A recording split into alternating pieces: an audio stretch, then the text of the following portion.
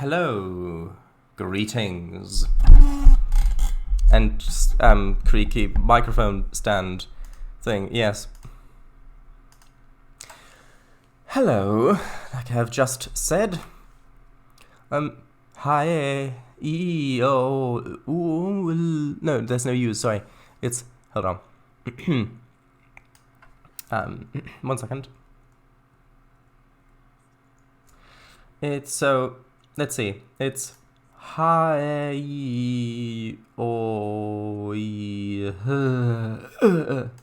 you go.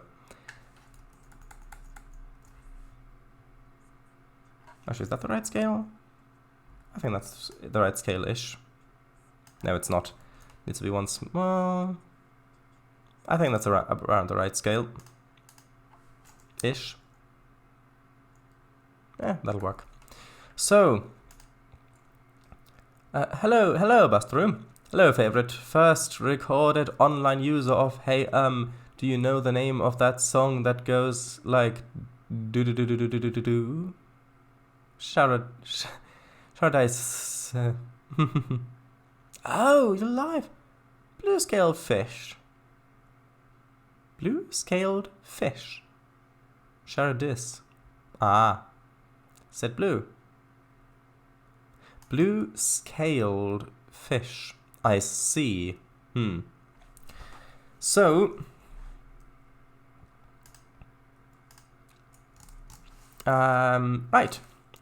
Now, okay, so let's continue building over, no, not over here. Let's continue building over here. Yeah, we'll put the terrain in place. Yeah, there we go. That was. Look at how fast we built that terrain just then. Let's just put a few trees around here. There we go. That's probably good. Maybe a few buildings over here as well. There we go. One over here. Right. I think that's quite a good bit of work we've done this week. So I guess I'll see you next time. There's not much left to build on this route. I think that's a wrap. Bye-bye. Wait, Kango says no. Hold on, don't go yet. There might be something up. 1 second. And bam, the MVR is done. No, don't you dare abandon us. Oh, what do you mean? Arairi.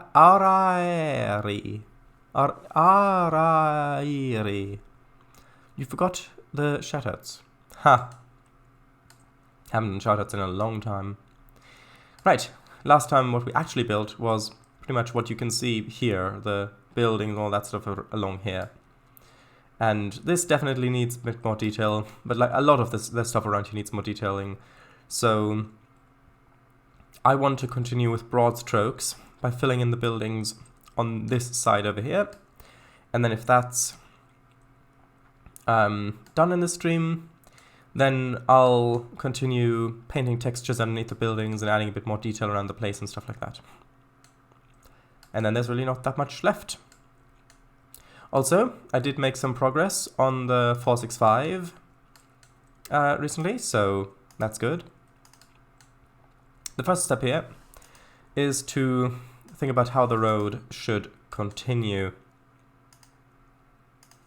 I want the road to be quite close to the tracks for this stretch, because we've got this big margin on the right, but not on the left.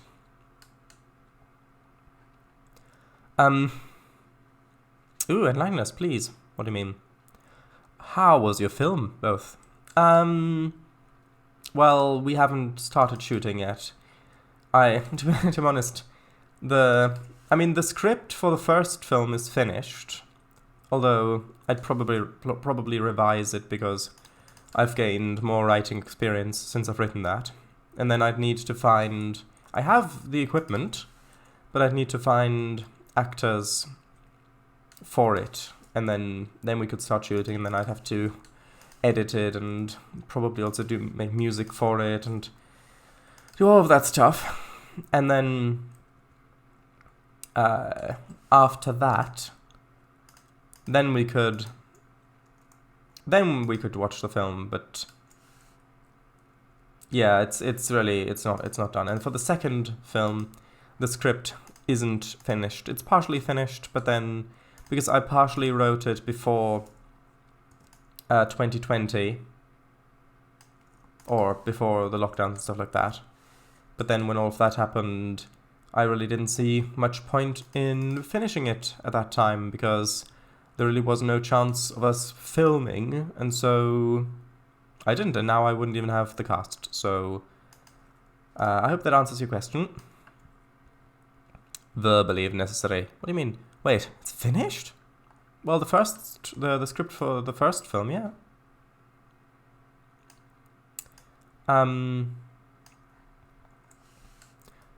You difficult so-and-so. I don't know what you could possibly mean. Last week you told me it was 3 months away, at the very least. No, that was the release date of your OMSI 2 map. And Willis' paycheck counted on it too. Well, Willis is getting paid for the streams anyway, so... Previous stream title. Oh, there's the previous stream title, I see. Oh, sorry. There's the current stream title. I'll take your response as it was good. It was good, yes. Oh, you're talking about the D&D film. Oh, I see. That makes... yes. Yeah, it was good. Although, there are things that I would improve.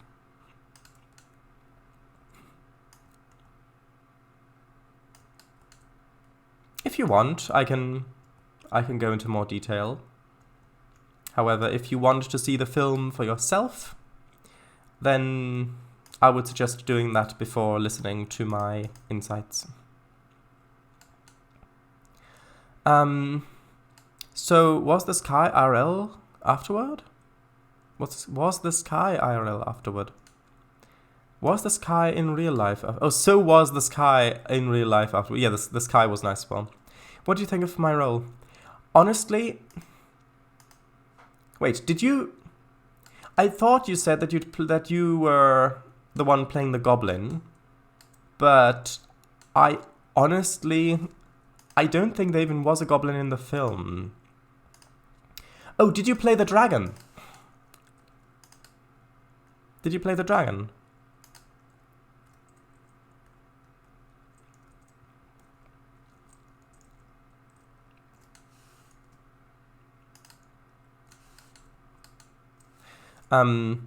I won't be seeing it anytime soon myself personally, so I'd be happy to hear your thoughts. Interesting. Were you the medieval camel surgeon in the Arctic tundra? No, I played the dungeon.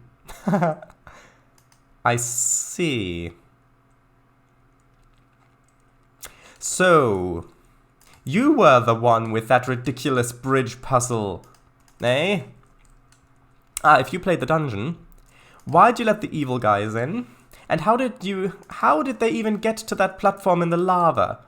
I mean, the bridge was destroyed and the heroes only got across with a portal gun wand.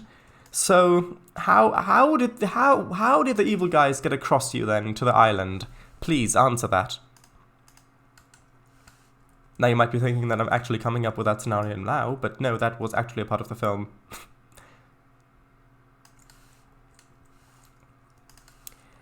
What dungeon? There wasn't even one, really. I mean, yeah, it was really more a bunch of... Like, I think that in terms of what D&D describes as a dungeon, it probably counts as one, but it's like, it's not what I would consider a proper dungeon. Like, it wasn't a whole bunch of corridors and rooms dug into rock. However, it was a structure of different rooms that had different challenges in them for the players to overcome with treasure and monsters. So with that definition, yes, it was a dungeon. Or if you go with the real world definition of a dungeon, no, it absolutely was not, because, well, it didn't have prison cells and or torture equipment.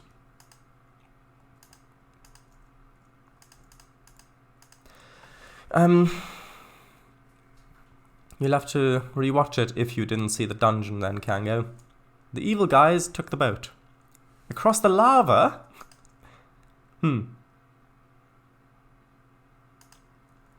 No, those were the protagonists. Didn't you read the script? But yeah. Yeah, good boat. But yeah, I mean, I did... Actually, Kango, are you planning on watching the film again? Because if you are, then maybe I should not give my comments on it yet, because otherwise I might spoil things.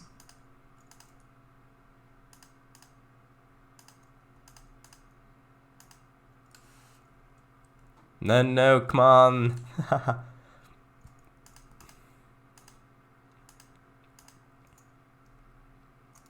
Okay, well, though we should make sure Xemichuks can't hear. Wait, no. Kango, no! Why? Why did you undeafen Emichu? The exclamation operator at the beginning of the command inverts the statement. So you said not deafen Emichu. Why?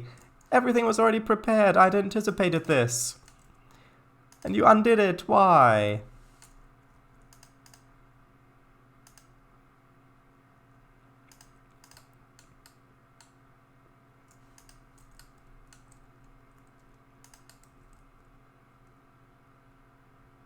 Trainz, no! Command wouldn't have worked at all without the exclamation mark. Exclamation mark. Ah, right, I see what you mean. So, right, so in the... Hold on, I'm trying to see how I'd like the road layout to be. Ideally, the road layout, like the road should probably go in a kind of an S shape, I would have thought. So up to here and then turn right a bit so that it's obscured behind the road and things like that. It doesn't even have to connect with the other road, as long as you don't see that it doesn't connect with the other road. Okay, so the beginning of the film gives a bit of backstory on two of the characters in a flashback way, which normally, like if this were just a regular film, like regular fantasy film, I would criticize the film for, because part of the fun of getting to know new characters is learning about how they tick, about their backstory and stuff like that, as the film progresses, as you get to see how the characters act, and then you learn why the characters act the way that they do. And what the film basically did was, yeah, it did show it a little bit with how it was framed, but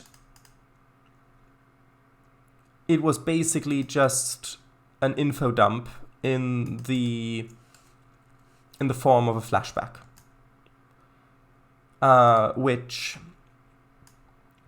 like I said, normally I would criticize the film for. However, this being basically a film about a game of D&D, actually, I'm okay with it, because with D&D, what often happens is a new character shows up, and then the player gives a bit of a lore dump on a little bit of a lore dump on the character, or introduces the character in a very in a way that very specifically says, okay, my character has this tragic backstory, like my character is a rogue because their parents were killed in an evil raid by the orcs or whatever, and that's why the character is all moody and stuff like that, which. And often players do that at the beginning of a game, at the beginning of a campaign. So I was actually alright with it. And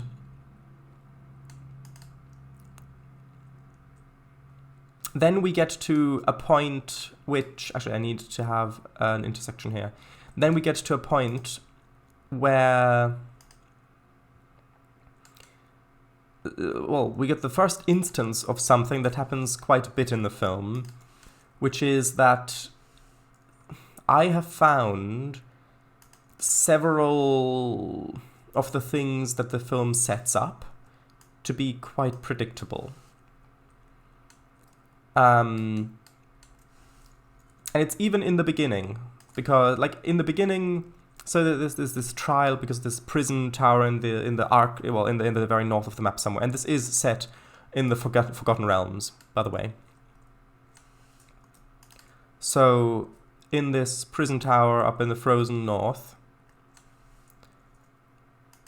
they have a hearing after being in prison for 2 years, and he says, "Oh yeah, this judge Jonathan or whatever, he's they'll get out for sure because of Judge Jonathan. So Jonathan is late because of the storm, and then eventually Judge Jonathan comes in, and we see that he's a kenku, which is basically a sentient sapient humanoid bird person species. Yeah, basically he's a humanoid bird essentially with wings and stuff like that. So he comes in, he makes it, and then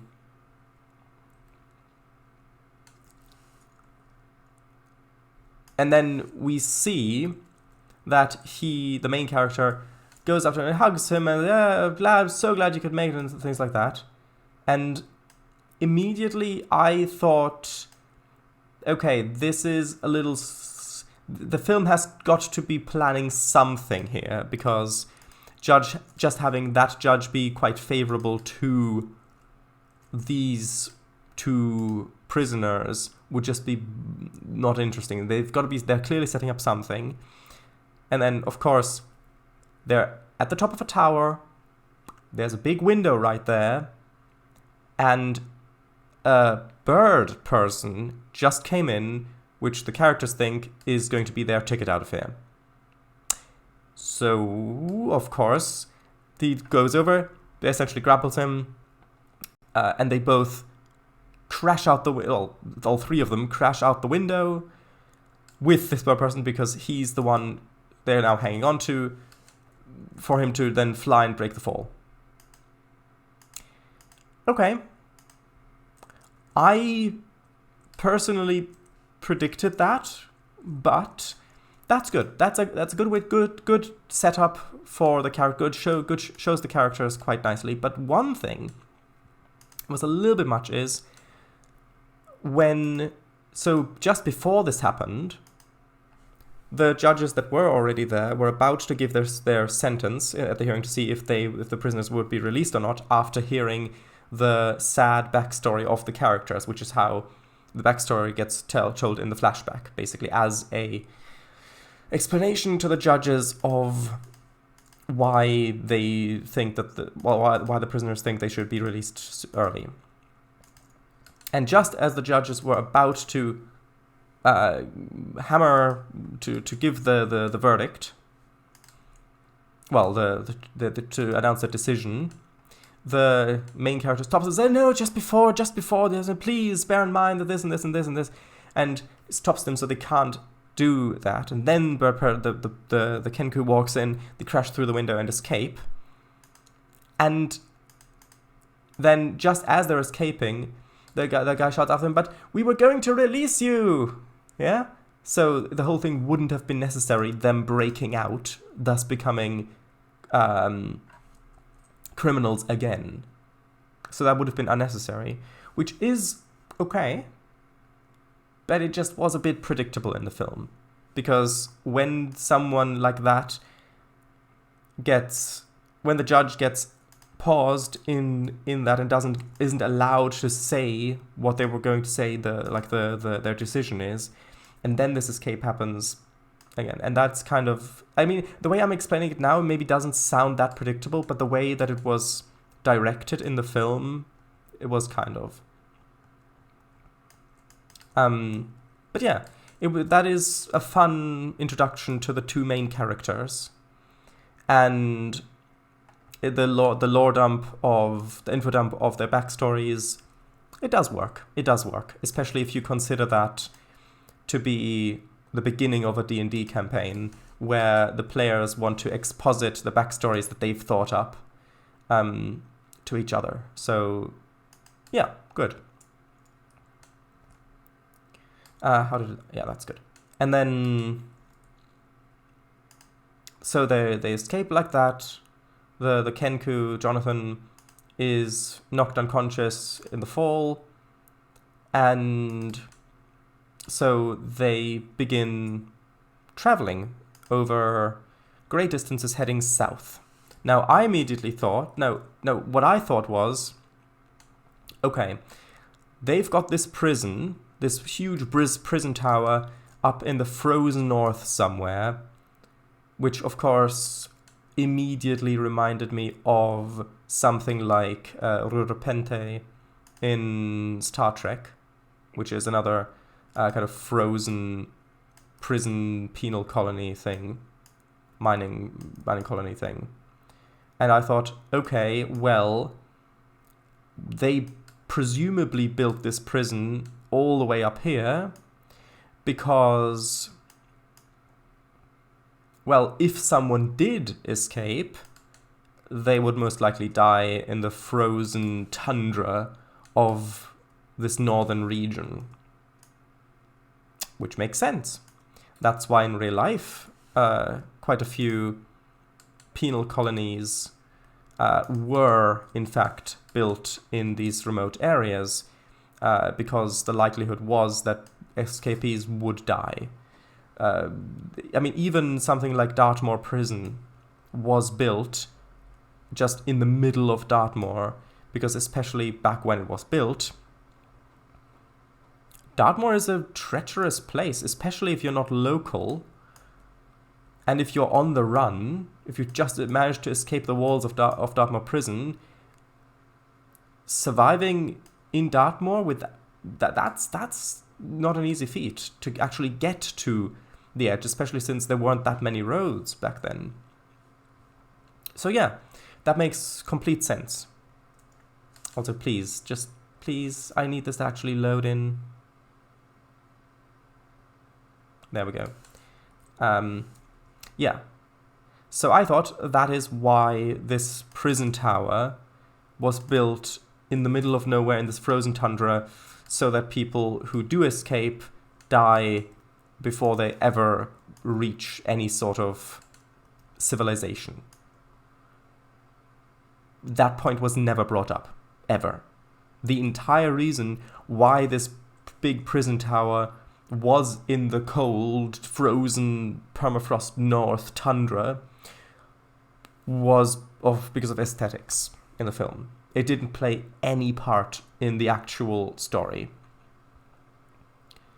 Because after they've escaped this with this fall, and the Kenku saved them in saving his own life, because they were clinging to him, they begin walking off into the distance, and there's a short little travel montage of a few kind of fantasy landscape shots, literally like 3 shots each, maybe between 5 and 10 seconds. And then, okay, they're now in a lush green environment. They've made it safely further south. It's fine. Plus, also, they stole some horses on the way. And then the story continues from there. So the film kind of just completely glossed over that whole thing. And that kind of felt a bit like a missed opportunity. Like, why? Like, I know why they made this the prison tower in being this frozen place, because it looks impressive, it looks imposing, it looks dangerous, it looks as though this is a terrible place that you truly need to escape from there, because that is it's a terrible prison to live in. But then they didn't do anything more with it. And so that was felt a little bit rushed and unnecessary. It also is the first example of something that comes up a few times in the film, which is that even though this is a film that takes place in a fantasy world, the actual fantasy world doesn't really get explored that much. Like, and I've from GMing myself, when the players travel long distances, I always try to make that immersive, to go by day, roll the weather randomly, at least give a few interesting things, like maybe, okay, at this you travel through, like give a description of how the travel is, how the players are feeling, if it's tiring or if it's not tiring, if something that happens maybe at a campfire at the night, or something, maybe travel, like other travelers they meet on the road, so that it actually feels like the players are crossing a distance and exploring this fantasy world.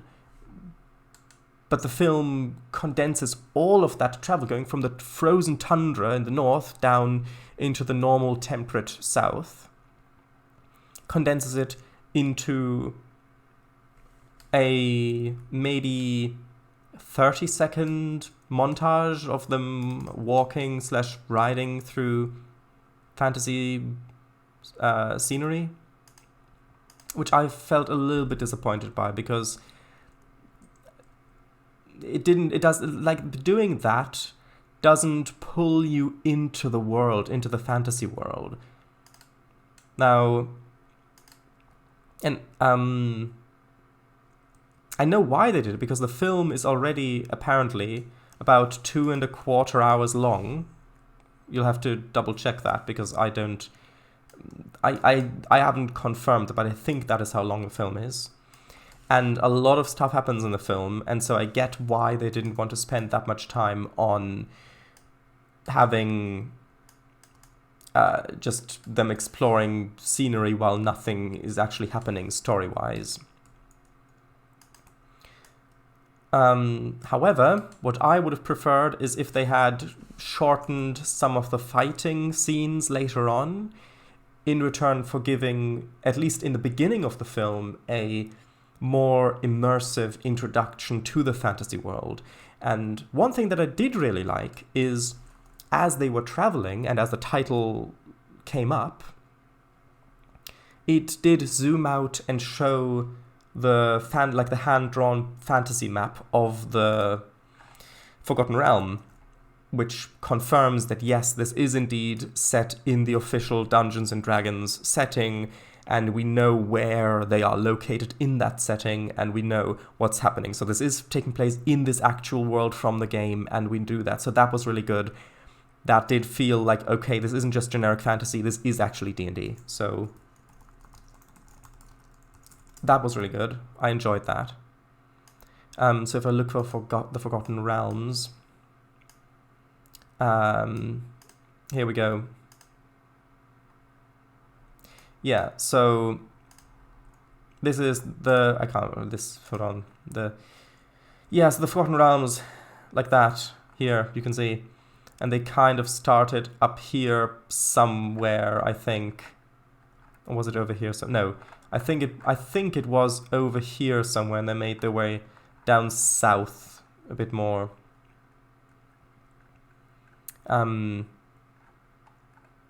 Yeah, because they also talked about Baldur's Gate and some stuff like that. Now, I personally haven't played in this setting because I come up with my own settings, but I know a little bit about this setting and this world, and from what I could tell, they did try to have lore from that actually in there. And I don't just mean name-dropping, I mean, for example, a big abandoned gnomish city underground in the Underdark, which is a thing that is there and local to some of those parts there. And so it does seem like they at least put some of the actual lore from that setting in there, from that world, which is good. Although, again, I haven't personally played or ran a game in that setting, so I don't know how faithful it is. Let's add bushes and trees to this little bit while I'm talking. Okay, I'll actually read chat because otherwise there will be much too much chat. Spoilers for Dungeons & Dragons Honor Among Thieves. Though I did go into the film with the mindset of this is likely supposed to at least somewhat resemble a D&D game, so I was thinking, alright, which characters are the protagonists? And yeah, as soon as that orc came into the cell with the other ones, I quickly thought, it's probably this guy. And then also her. But that's okay.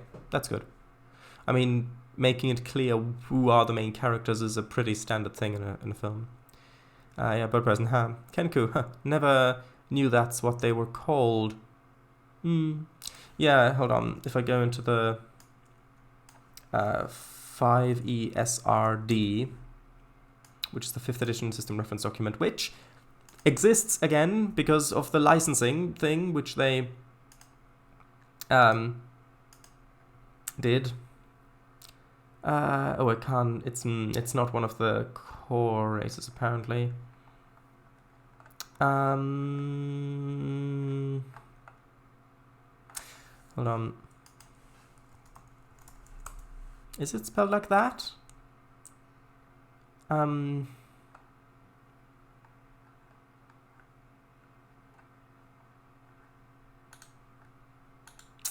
on. Is maybe this one?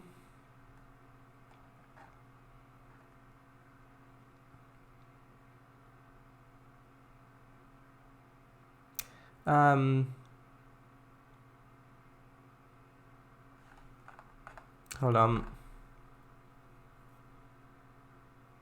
Maybe if I search for it here, D&D Kenku. There we go. I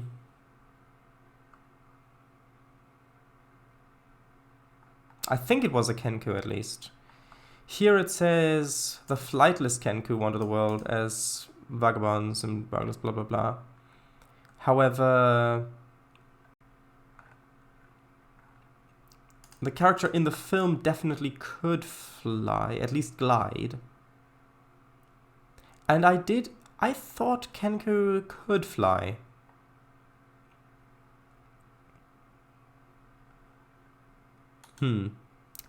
Maybe that's a different thing in 5e to other editions.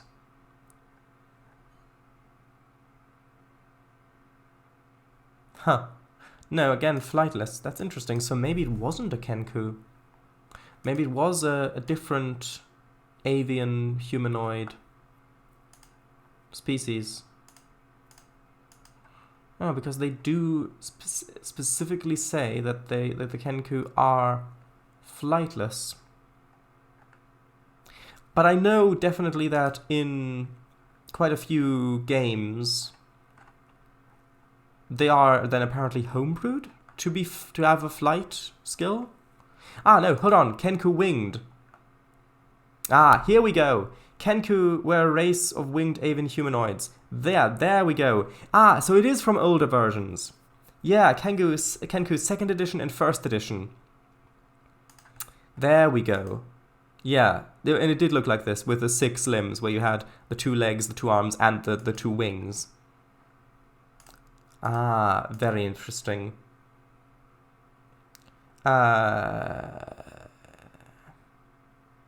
Yeah. So it's these ones, these Kenku then. Okay.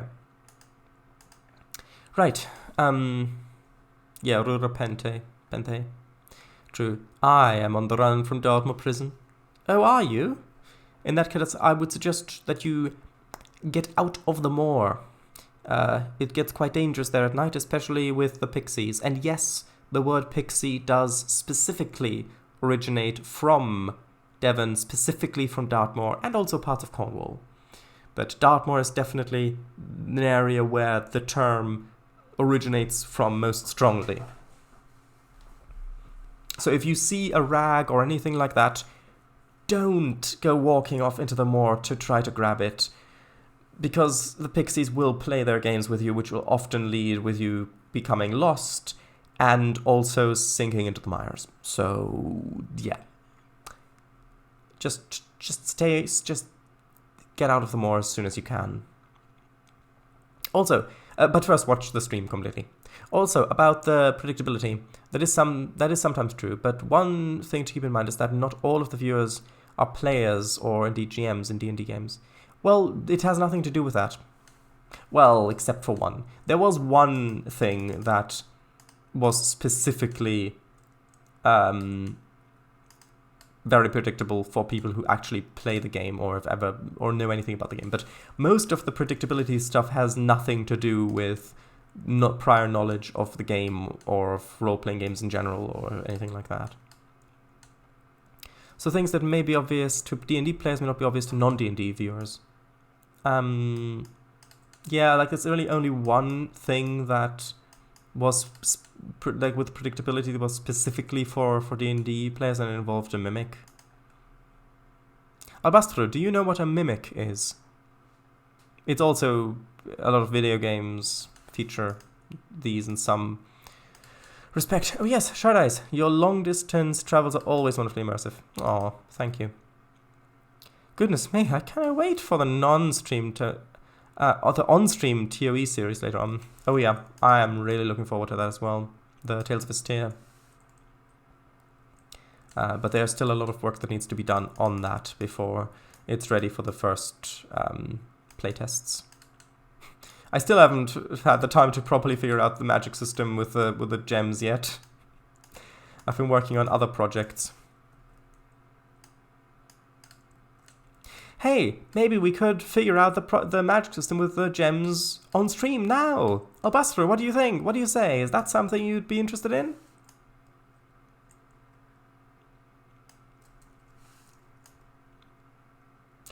Also, do I want a retaining wall here or not? Because that does seem very close to the tracks with the embankment. I'll try a retaining wall.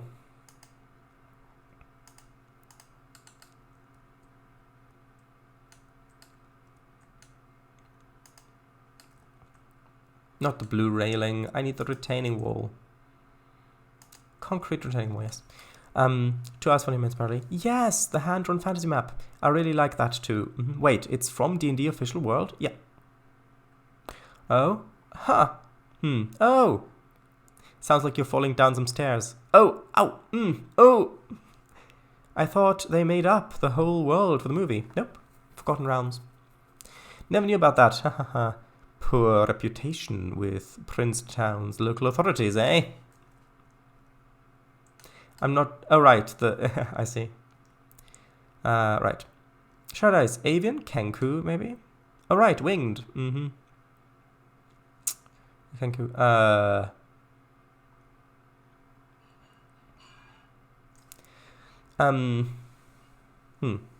I'm just picturing Albastro916 watching the stream on an iPhone in the night, maybe with the flashlight on, just slowly sinking down. No. Will I be asked to expand? If not, yes. If so, no. Mimic. Well, hello, what are we doing? Word magic. I just had a loud piece of audio play in my ears. Aww. So I'm deaf and missed what you said. You have the chance to offer assistance in coming with Tales of Vestia magic system. I don't think I have the experience for this. Abracadabra and all that. Yeah.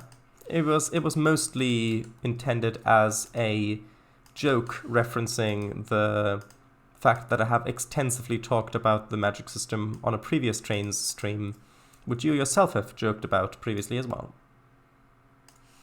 Anyway, so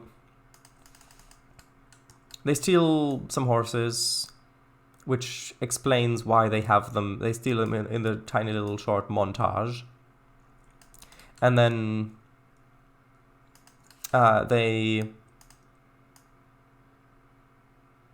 Actually, what's the next part of the story?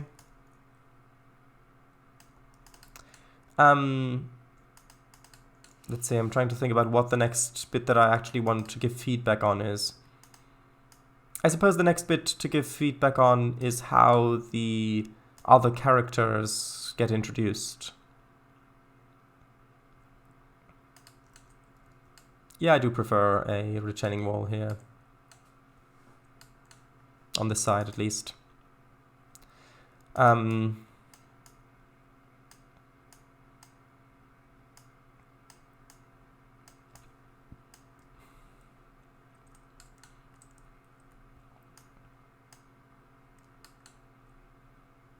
Okay, hold on. I need to get the other texture, and then I can continue talking about it. Oh yeah, just a little. Only a brief comment on magic. I see your recollection has returned. Anyway, so yeah. So at the moment we've only got 2 characters there, and then they try to reconnect with one of the former party members, and as it turns out, he's kind of a villain now, and maybe always was. And so they go back, and so actually it is kind of important to touch on this. So the main plot of the film, the main focus of it. Let's see, do I want to use this space for anything? Just grass, or should I fill it in with maybe a little parking lot or something? I think a little parking lot would probably be good here. Right, so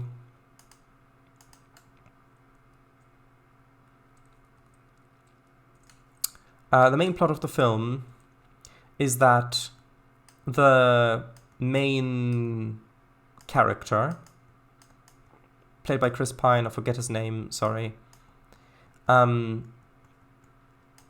He is a father who originally was like a fighter for good, part of this organization of a fight for good, and he ended up also stealing stuff, which then he stole from a powerful association of evil wizards, and they tracked down where their treasure went, and his wife got killed, but the baby was hidden and was saved. And then his current female companion, adventurer, whose relationship with him is more like a sister, they found each other, and she kind of became a kind of replacement mother figure for his daughter. And so eventually, and this is all in the flashback, eventually they found a way of bringing her mother back from the dead with a magical artifact which is locked away in some sort of big vault. And so he leaves his daughter to go on this one last thievery adventure. And of course things go wrong, and he gets put in prison for 2 years along with the other thief, the current female companion. Holga, that was her name, along with Holga. And just as they were escaping, just before they both got captured, they did manage to get the artifact which would bring his wife back, and entrusted one of the party members who did escape both with the artifact and with taking care of his daughter until he can come back. So now that they've escaped, even though they would have been let go anyway if they had just waited for one moment and listened to what the judges actually would have said. So then now the point is, okay, reunite with the old party members, reunite with his daughter, they've got the artifact, bring the mom back, and that's it. Also, the Wikipedia page does list their classes. Oh, does it? Let's have a look. Form of the Harper's. Oh, Bard, yes, of course. Oh, Holger was a barbarian. Really? That surprised me. She didn't seem like she really utilized her rage powers much. Because I would have more said like a monk fighter multi-class. Okay. He was a paladin. Makes sense. Justice, sorcerer. Okay. Simon. Simon is a sorcerer. Doric, tiefling druid. Yeah, of course. Forge is a rogue. Interesting. I would have. Yeah, I guess rogue kind of works. I would have said maybe multi-class rogue bard.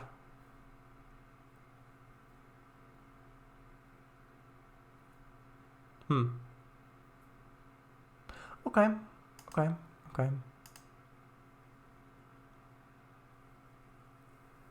Sure, it's bard. What do you mean?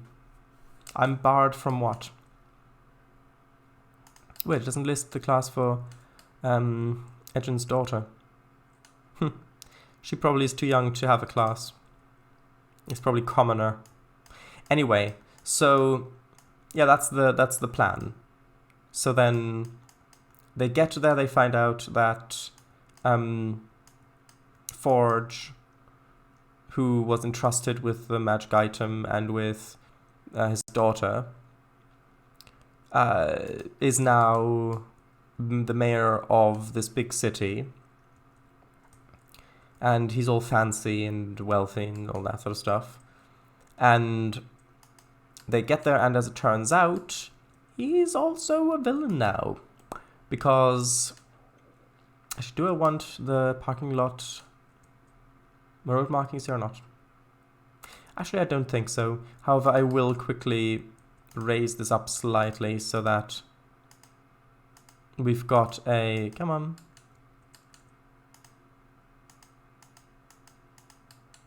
Okay, just so that we've got the... I can put the train up a bit so we can have a way for the cars to actually exit without driving over the sidewalk. So we've actually got a bit of a separation there, like this. Good. Yeah, and as it turns out, he'd been basically grooming his daughter. Well, grooming Darvis? Yeah, Darvis's daughter to believe that her father went on that mission not to bring her mum back, but just for wealth, basically for greed. And so that's the first part, and then he tries to get them captured and to bring them back to the prison to get the bounty. So yeah, turns out not a nice guy. And then they manage to escape, and now the mission is to, well, do the same thing as before. Get his daughter back and get the magic artifact, which should hopefully allow his wife to be resurrected. And so now they need other party members to join the party so that they even have a remote chance of accomplishing their goals. And then the film kind of very quickly introduces the other party members and brings them into the group, which, again, if this were just an ordinary fantasy film, I would kind of criticize it for that a bit, because it's basically just like, well, we kind of need this. We kind of need someone with these skills, and one of them says, "Oh, I know someone who has those skills. I know where. Let's go find him." And then he says, "Okay, well," he says, "Okay, I'll join, sure." And it's like, but we need someone else with other sets of skills. If only we knew a druid who could join the party. And there's, actually, I know a druid. Yeah, I tried dating her for a while. Sure, we'll, and then go there, and then she joins, and it kind of feels a bit unrealistic. It feels a bit too convenient, and it feels a bit too fast. However, that's only if this were a normal fantasy film. However, in the context of an RPG game, D&D game, those other party members are player characters that are played by players. And of course, if a new player joins the table, and they, for example, made that druid character, then what's probably happened is that that new player had a word with a GM and with the other players and said, okay, well, I really want to play a druid, and maybe I can be a part of someone's backstory. And then one of the players says, okay, well, how about our character? I tried dating your character, but it didn't really work out. And now we need your help again, so that could maybe make for some interesting conflict there. And then they agree, and then in the session, they go meet the character, and the character joins. Now, in that context, if you look at it that way, actually, yeah, it fits really well.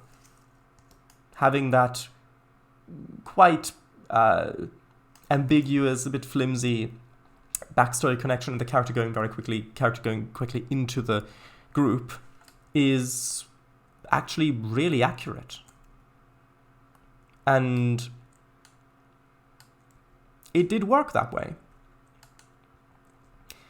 And so I actually did kind of like it in that context, if you look at it that way. If you're just watching the film as a normal fantasy film, you don't really think about it, or you don't know the context or know D&D much, then you may get hung up on that a little bit, because you won't have anything to compare it to in that way. But anyway, so the party gets together, and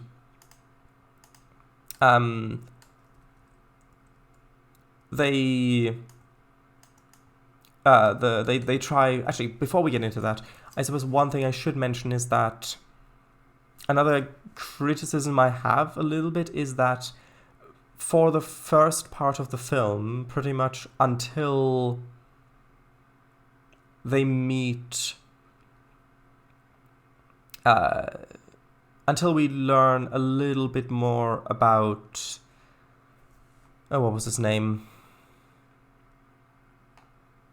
Her name, sorry. Holga, yeah. Pretty much until we meet, learn a little bit more about Holga's backstory and meet some of the people from her backstory, I didn't really care about any of the characters. So for the first section of the film, it was like, because we got introduced to these characters, and they're kind of a little bit of a stereotype for kind of a modern action fantasy film that's kind of an age rating of 12 plus, pretty much. So not necessarily too serious characters, not too much depth, really. And then most of what we learned through a backstory is that, oh, this character has this tragic backstory of where his wife got killed and his baby, and now that whole thing happened. And it was still a very short amount of time in a backstory with flashbacks, and then from there it just was about, okay, now let's get this daughter back. And I didn't really care about the characters that much. So for that first section, I was just kind of going along with it. It's like, sure, okay, yeah. I wasn't really invested in that. Of course, I wanted the characters to have good things happen to them, but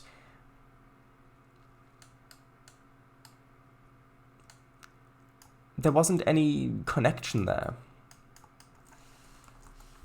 And then when the other characters got introduced that quickly, it's like, okay, now we've got a party together. Again, I was just kind of like, okay, sure, but why am I supposed to care about these characters? And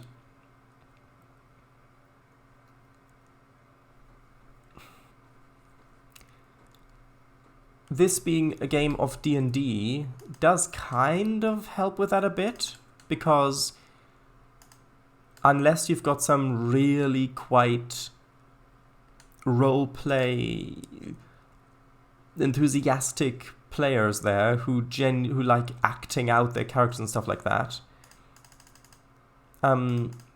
oftentimes the characters are basically, yes, they've got a bit of backstory, yes, they've got some character to them, but mostly they are just a portal and avatar for the actual real life players to experience the fantasy world.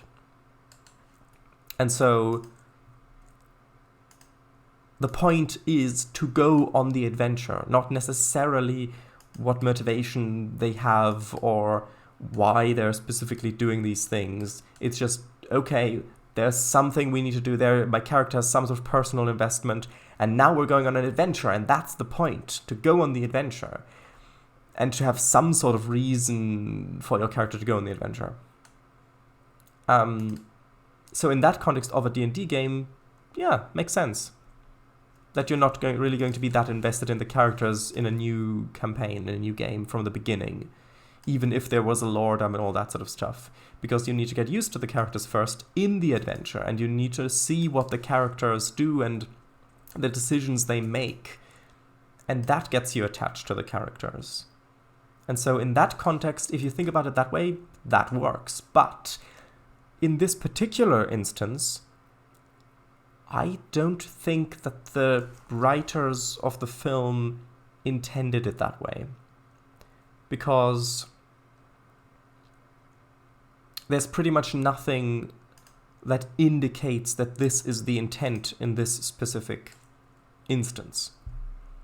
It just feels like the writers wanted to have some reason for the characters to go on this adventure. They wanted to have some sort of villain that was attached to the characters, and so they just say, yeah, well, this guy betrayed them, and now they've got to get his daughter back. Okay, good. Oh, and they've also got to resurrect her mum.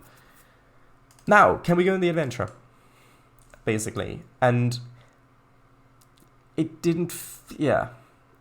And also, I know that other films have similar issues, other modern films, specifically modern adventure films.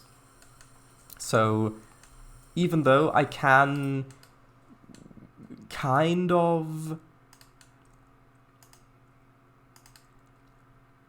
Is reconcile the word I want to use that I'm thinking of? Even though I can kind of explain this with the whole D&D game context and say, but it makes sense because of this, and it's actually not bad, and this is actually how it is when you play the game. Well, yeah, but I don't think that's what they intended. So you can make that your own head canon of your own explanation for why the film is this certain way, and if that helps you enjoy it more, then sure.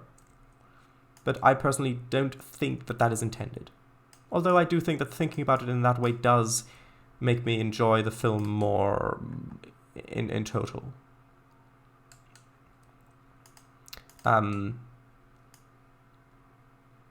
Anyway, so then they try with the druid and the wild shape. That's another thing. The wild shape thing. The druid used the wild shape thing all the time and switches back and forth and that sort of stuff. And that's actually one thing that I have. One thing that I was really surprised by is.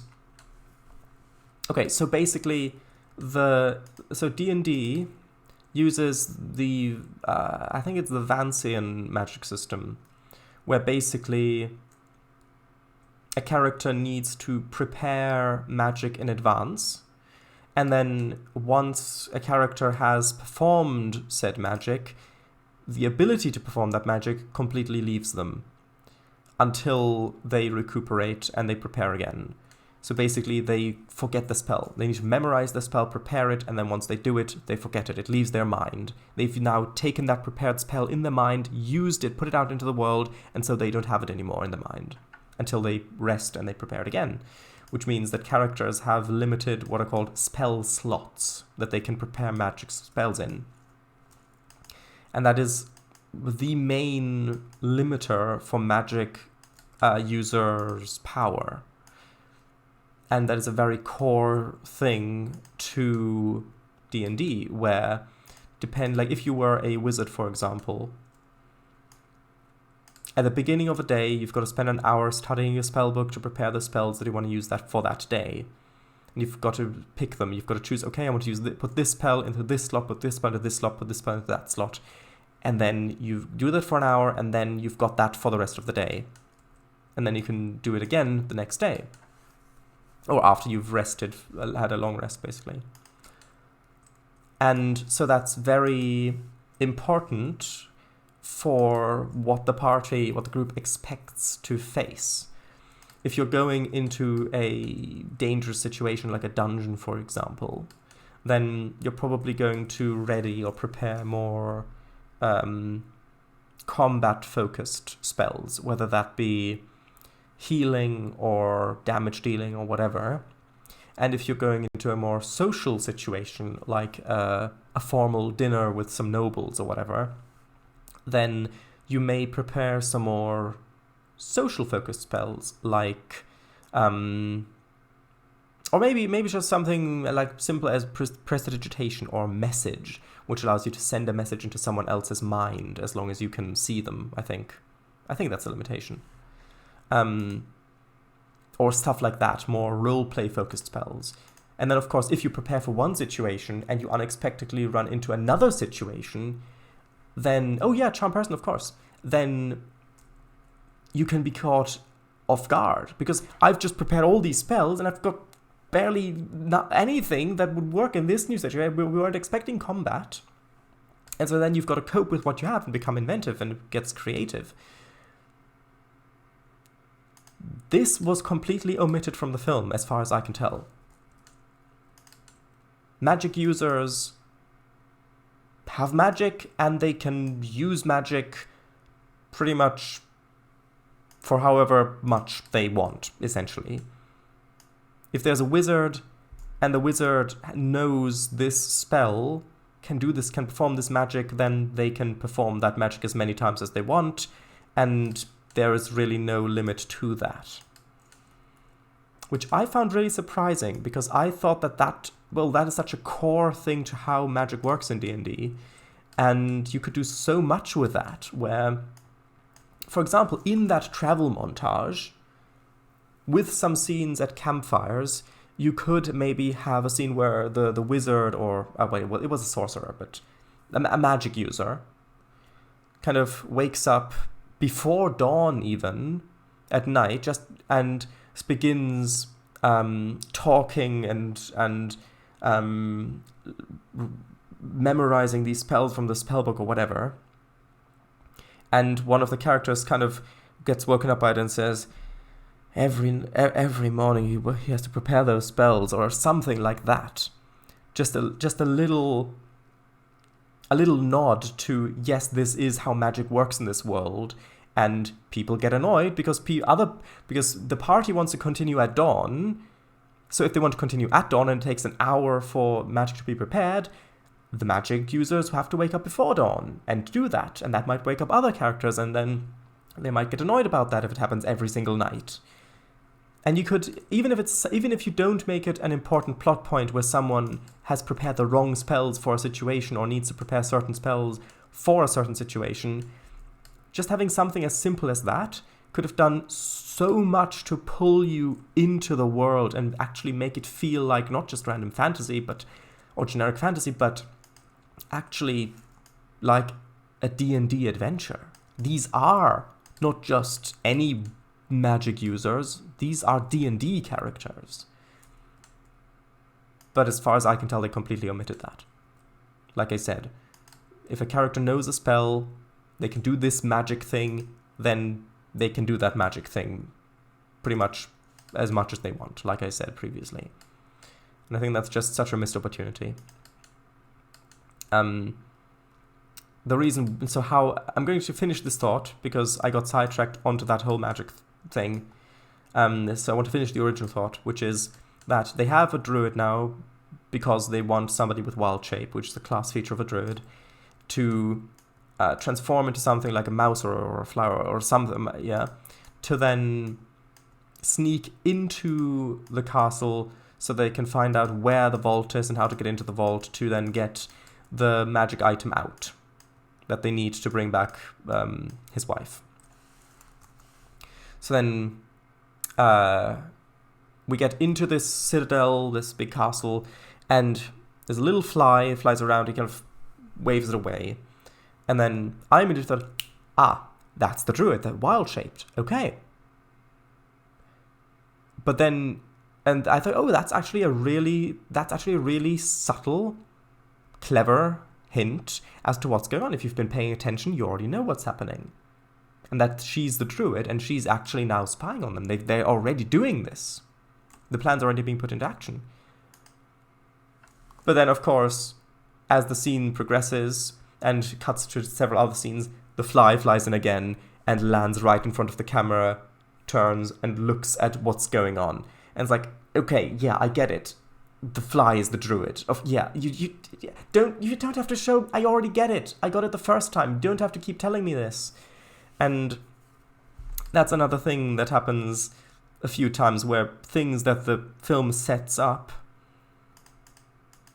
are really obvious, or are it's like the film is saying, I'm set. Yeah, are you sure you've been watching? I'm not sure that you've been watching. Yeah, here, this is what we're doing. Yeah, this is where I'm going with it, and it's kind of felt a bit unnecessary. Like, yeah, that you had set up something clever. You already you're overdoing it. No, you're making it worse. But oh well, maybe that's just a trend in modern big budget kind of blockbuster adventure films in general, because I know that the new Jumanji also had issues like that, and Jurassic World had issues like that, and so maybe that's just the film industry expecting the viewers to either be stupider and or have less attention spans so that they forget what they just saw. Anyway, I need to read chat.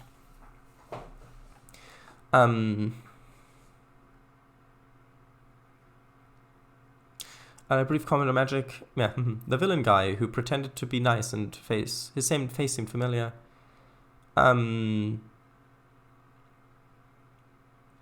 His face did seem familiar, but I don't exactly know where from. He wasn't Dan in Doctor Who, was he? I don't know. Maybe. Yeah, and then the actors. Weird, it doesn't list a class. Alright, or at that. I do see that, but yeah. New player, new character, new party member. Wait, I tried dating your character, but it didn't work out. Really work out? Not my character tried. Yeah, that's why it didn't work out. Wait, his wife got killed and his baby was left with him without a mother. That's where my sentence was going, but I already said that before, so I didn't feel that I needed to continue it. Reconcile, is that? Yeah,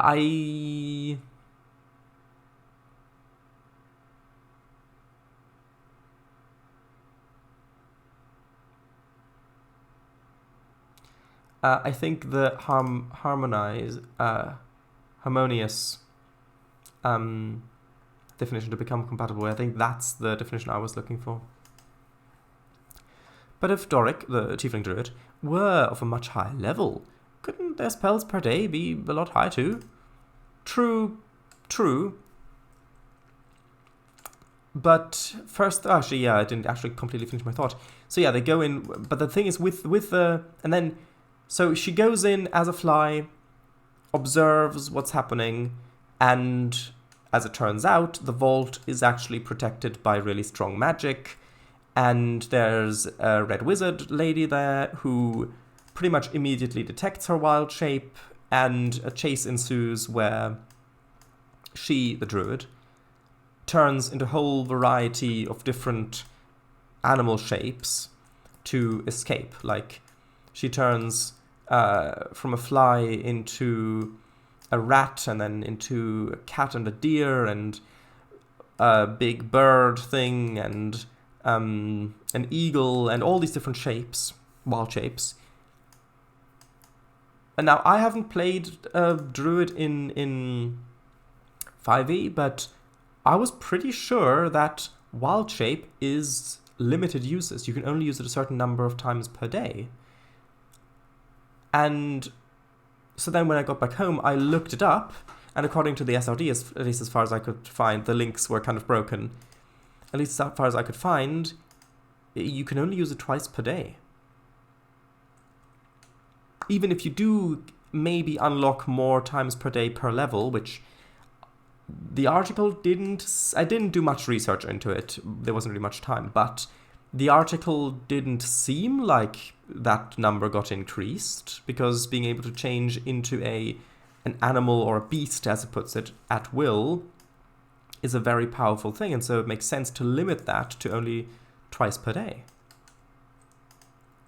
But, of course, like I'd already mentioned, the characters that have magic pretty much have unlimited access to that magic, and so, like I said, she just transforms into all these different animals, with making for a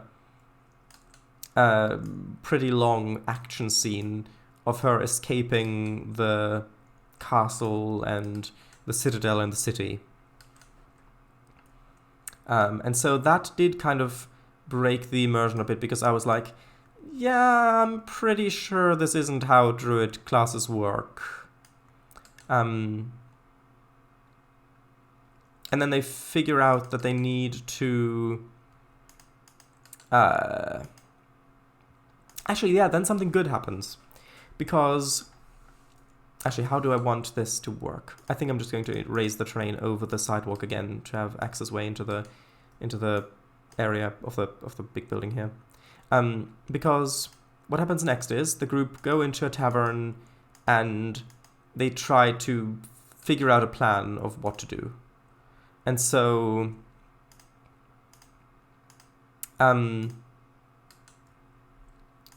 they say, well, I mean, somehow we need to break through. So it's like, yeah, I'm a sorcerer, but I'm not powerful enough to break that. So, I mean, yeah, there is a magic item which could dispel the enchantment there, that locking enchantment on there, but I mean, nobody knows where that is. And then one of the characters then says, actually, I've heard of that magic item, and my tribe members, they actually had that, and there was a big battle about it, and it's like, yeah, but I don't know where it is, and nobody currently alive knows where it is, so unless you can talk with corpses, we have no idea of finding it. And then the other guy says, I'm a sorcerer. Actually, I am a sorcerer who's powerful enough to actually be able to ask a corpse 5 questions. And that the questions will also be answered. And it's like, okay, we've got a plan. This is what we're doing. We're gonna go find your tribe's corpses, and we're gonna dig them up, and we're gonna ask them questions, and they're gonna tell us who last had the helmet, what they saw, and then we can find the helmet, and then we can use the helmet to disenchant the door to the vault to then get in, to get the thing, which will then be able to bring my wife back from the dead, which will then be able to convince my daughter that actually I was telling the truth about why I went on that dangerous adventure and abandoned her, and that's the new plan. And if you're just looking at it as a normal fantasy film, that does seem a little convoluted and as though that's not really very good writing. But as a D&D game, yeah, that's spot on. Like, coming up, like, the first like, let's pick that apart a bit. So, the first thing about, okay, the players are pretty much stuck, they don't know what to do, they had a plan to just go in and take the thing, but as it turns out, it's more complicated than that. Yeah, that plan's not going to work. That happens all the time. So, one of the characters then saying, I know of a thing that might solve this issue, and then I can say, well, I might know how to just do that, and then that feels like, in the context of film, it feels a little like the writers wrote themselves into a corner, and then the characters just, yeah, that building doesn't really fit, hold on. Yeah, and then the characters just conveniently come up with these things where they happen to know these stuff. But in terms of D&D stuff, yeah, that's often how it works, because you've got to remember that. Actually, no, that doesn't work either. You've got to remember that in the context of these games, there's a GM, a game master, or a dungeon master in terms of D&D, who's planned out this adventure and who actually wants the players to be able to continue with their quest. And so if the players get stuck and they don't know how to continue, then the GM, at least I know that I personally sometimes give hints, like maybe a character, okay, like let's say, okay, well, the player might say, okay, well, how could we get through that door? I have no idea, but my character might know how they could get through that magically sealed door.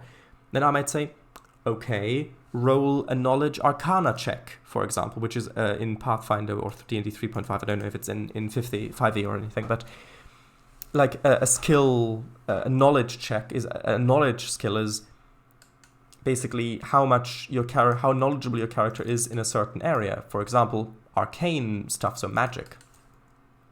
And so, in that situation, I might say to the players, okay, well, roll a knowledge arcana check, and we'll see what you roll. And if a character rolls high, like maybe an 18 or something, or maybe even a 20 or 21, depending on the bonus, then I might give the player the information that actually now that you're here in the bar and you've had a bit of alcohol, which is kind of loosening your mind a bit, you do actually remember that you being a sorcerer, you heard of this helmet that is basically just, at this point, a mythical item almost, that existed a long, long, long time ago, way before your time, but you've heard stories of this helmet that is allegedly able to dispel any enchantment.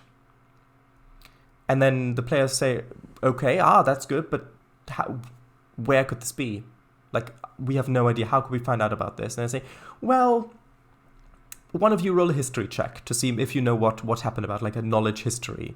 And then, for example, the barbarian in this case succeeded in her history check. And then I say, okay, well, your tribe. There was a battle where your tribe was in possession of this artifact and the battle was fought over it. And so you have that little lead, and then the player of the sorcerer might look at their sheet and say, actually, I know the spell that allows me to talk with corpse, like ask corpses questions. If we could find your... And then the players have just enough of a lead to actually plan a way to use these things to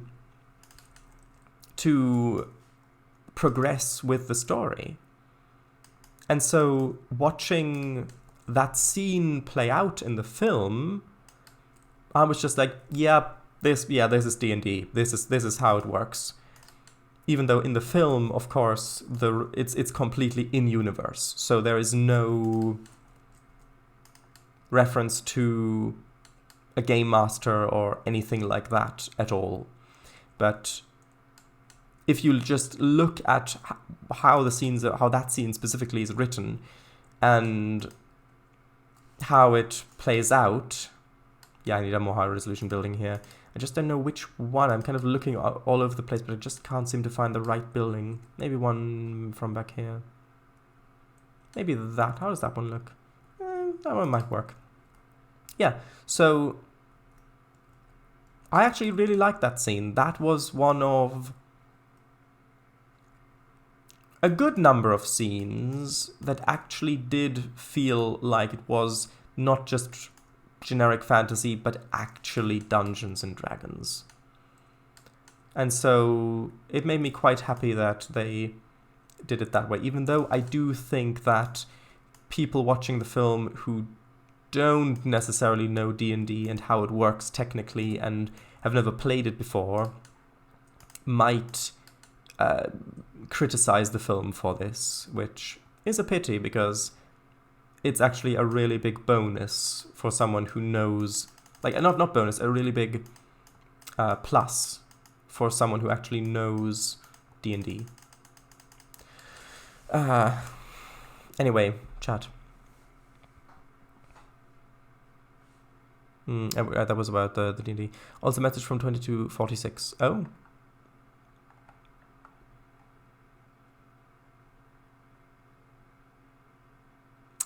The villain guy who presented the... I already read that.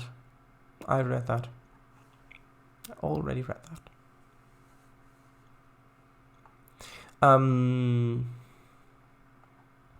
But yeah. And then... Dinner with ability? Charm person. Yeah, charm person if you've got access to it. But I don't... Do wizards get access to charm person? Might depend on the school. Like the school, the wizards, which school they specialize in. That's why I always prepare spell of summon explosives. It's useful in any situation. Hahaha. Hello, Code Monkey. Hope you're finding this conversation exciting.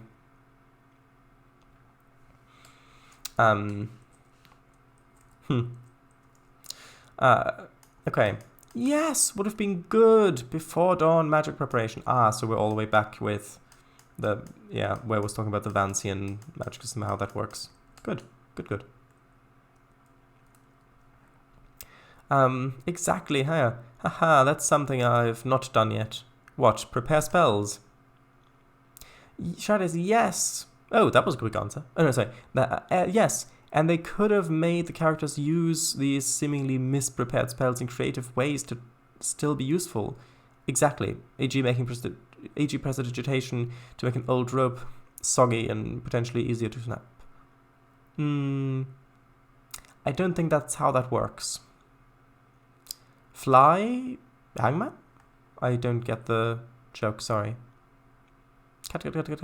Cat. Yes. Maybe you'd enjoy the movie too, Ambassador. Now I hear there are cats. Absolutely. Yeah, there's a scene where a baby humanoid cat gets pulled out of a fish. Like a really big fish. And the little baby humanoid kitten gets returned to the humanoid cat mum. And that's how one of the characters gets introduced, which is a point that I'm getting to. Haha, hey. Doric does transform into one briefly. Also, there's a thing of briefly... also, the thing about briefly talking to corpses. Didn't something similar also appear in Torchwood? Yes.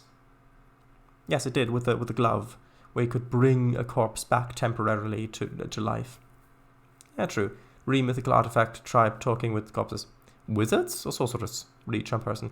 Well, I know that it's a bard spell in 3.5. I don't know if it's... Hold on. D&D 5E SRD. So if we go in here... Oh, where were the...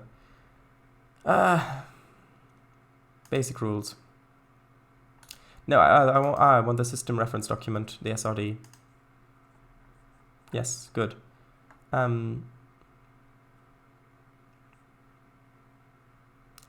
don't want to download it. I want to...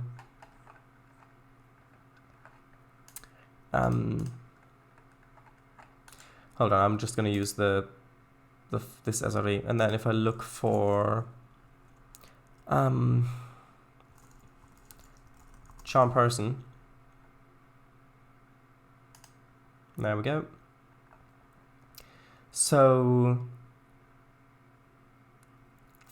it says first level enchantment, okay, but what classes get it?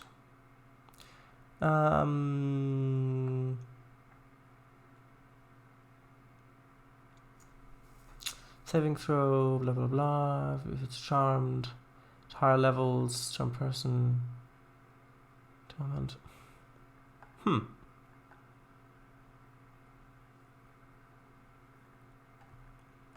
Wait, lesser enchantment is a cantrip?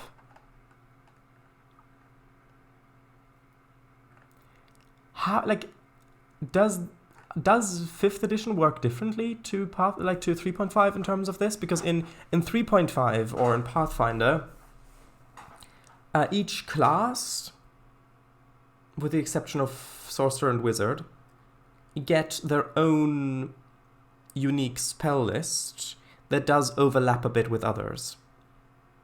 And so if you, for example, if you're playing a bard, you would have a different set of spells to if you're playing a druid or a wizard or, yeah, or a ranger, but yeah. But I don't see any level specific spell, like any class specifics in regards to this. So if I go to bard, for example, does it tell me which spells I get? Get the following class features: hit dice, armor, tool skills. It says I get spellcasting. What does spellcasting do? Oh, this goes... Yeah, the links here are a bit broken. I clicked on spellcasting, goes bard number spellcasting. Is it... Oh, it's on the same page, just didn't... Oh, right here. You have learned to untangle and reshape the fabric of reality in harmony with your wishes and music. Your spells are part of your vast repertoire of magic that can tune to different situations. Cantrips. Ah, no, there is a bard spell list. You know 2 cantrips of your choice from the bard spell list. So, bard spells. Okay, spells by class. Here we go.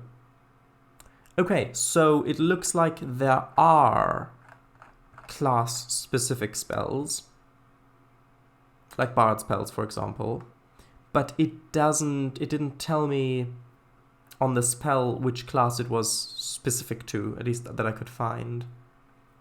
Here, charm person, yeah. So a bard, even in 5th edition, still gets charm person as a first level spell. But again, if I click on here, it doesn't actually... Hold on. Bard. No, bard isn't mentioned once in this entire page of the spell.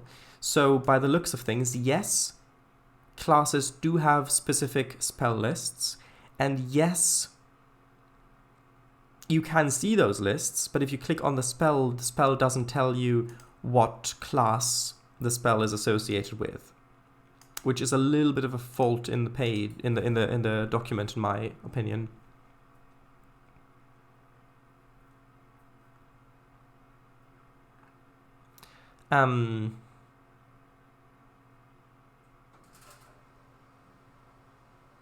Yeah, read charm person. Ooh, that's a good point. Yeah, hold on. I wanted to... Hold on. 5ESRD.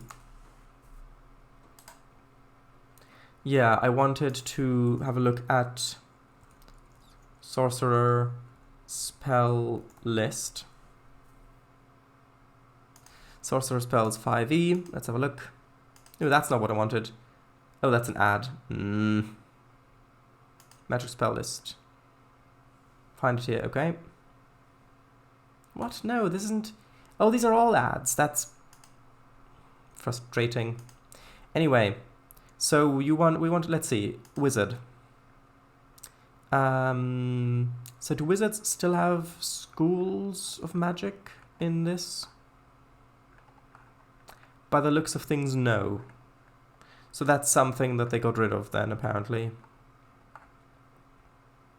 Because in Pathfinder 3.5e, wizards have specific schools of magic where they can pick two, either just universalist, or they can focus on two and have one that they're barred of using. It's a bit complicated. But if we look at charm, charm person. Okay, so at first level, well, not at first level, but you do get the first level spell of charm person as a wizard. Let's have a look at a sorcerer, which should be the same, at least from Pathfinder, it's the same list. Okay, so those both get the charm person spell as part of their spells list. Okay, good. Good. There you go, Kango. I hope that you are now satisfied. The conversation that's been going on for well over an hour, but it's interesting. Good. Yeah, I'm enjoying this. Yeah, the soggy rope thing, bad example, true. Shadows, Fly Hangman was referring to Albatross Hangman game. Ah, right. Really big fish. Yep. A cat pulled out of a fish? Yes. Yeah. Baby humanoid cat out of a big fish. Wow, okay. Unscathed too, but a bit soggy. The whole village practically cheered. Not for the fish, but for the cat baby being rescued by the protagonist. No, it wasn't the protagonist, it was a side character. AKA Edgin Darvis. Apparently Simon Omer's great-great-grandfather was also an established character. Yeah, he was, yeah. Is this an RPG Trainz map now? No, we're talking about the new D&D film that Kango and I saw today. Anyway, so, right, they now know what they have to do, and they, well, in their journey, actually this was probably a bit before then, anyway, I'll skip over that, it'll take too long otherwise. So in their journey, they're now going to this battlefield where the barbarians' tribe members are buried. And when they get there, it's of course night. And I was, if I had been able to make comments during the film without interrupting, or yeah, I would have said, why are you doing this at night? You're going into a battlefield graveyard in the D&D universe to speak with dead people. Why are you doing this at night? Anyway, they do it at night. They go there, dig up corpses, talk with them, and then we get something that is a bit... Then we get something that I do quite like, that is actually quite a bit fun. But we also get something that is a little bit of a writing mistake. So I'm just trying to find a building that fits in that little spot there. So maybe try this building but lower down into the ground. So they... Yeah, because I remember that I wanted to hide the... Oh, that's too big. Although, maybe, if I place that there, that could just about work. Although I'd have to lower it down because I want the other buildings to look bigger.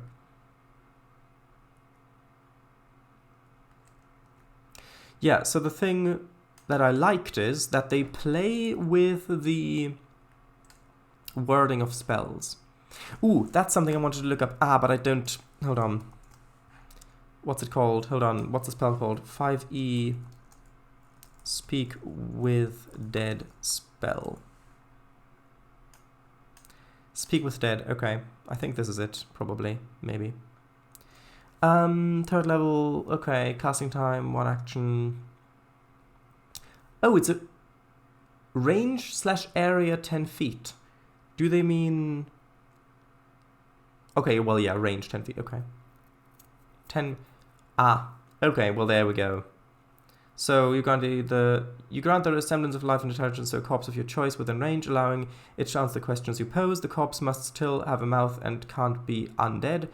The spell fails if the corpse was the target of the spell within the last 10 days. Until the spell ends, you can ask the corpse up to 5 questions. The corpse knows only what it knew in life, including the languages it knew. Answers are usually brief, cryptic, or repetitive, and the corpse is under no compulsion to offer a truthful answer if you are hostile to it or it recognizes you as an enemy. The spell doesn't return the creature's soul to its body, only its animating spirit.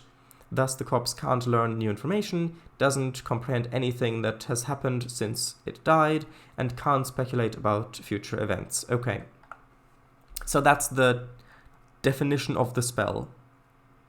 So, a couple of interesting things here. Firstly, they do get the 5 questions bit right. That's good. And to that, there is the actually, I'm going to get the grass a little bit further back and add a little bit of parking next to the building.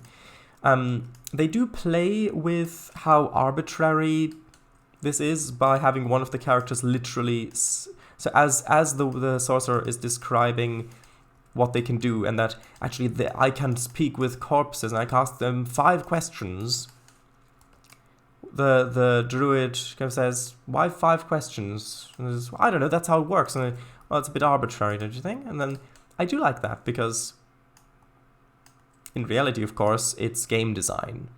It's only 5 questions, because otherwise it would be way too powerful. So you still have to figure out what questions you want to ask to get the most information possible from this limited resource.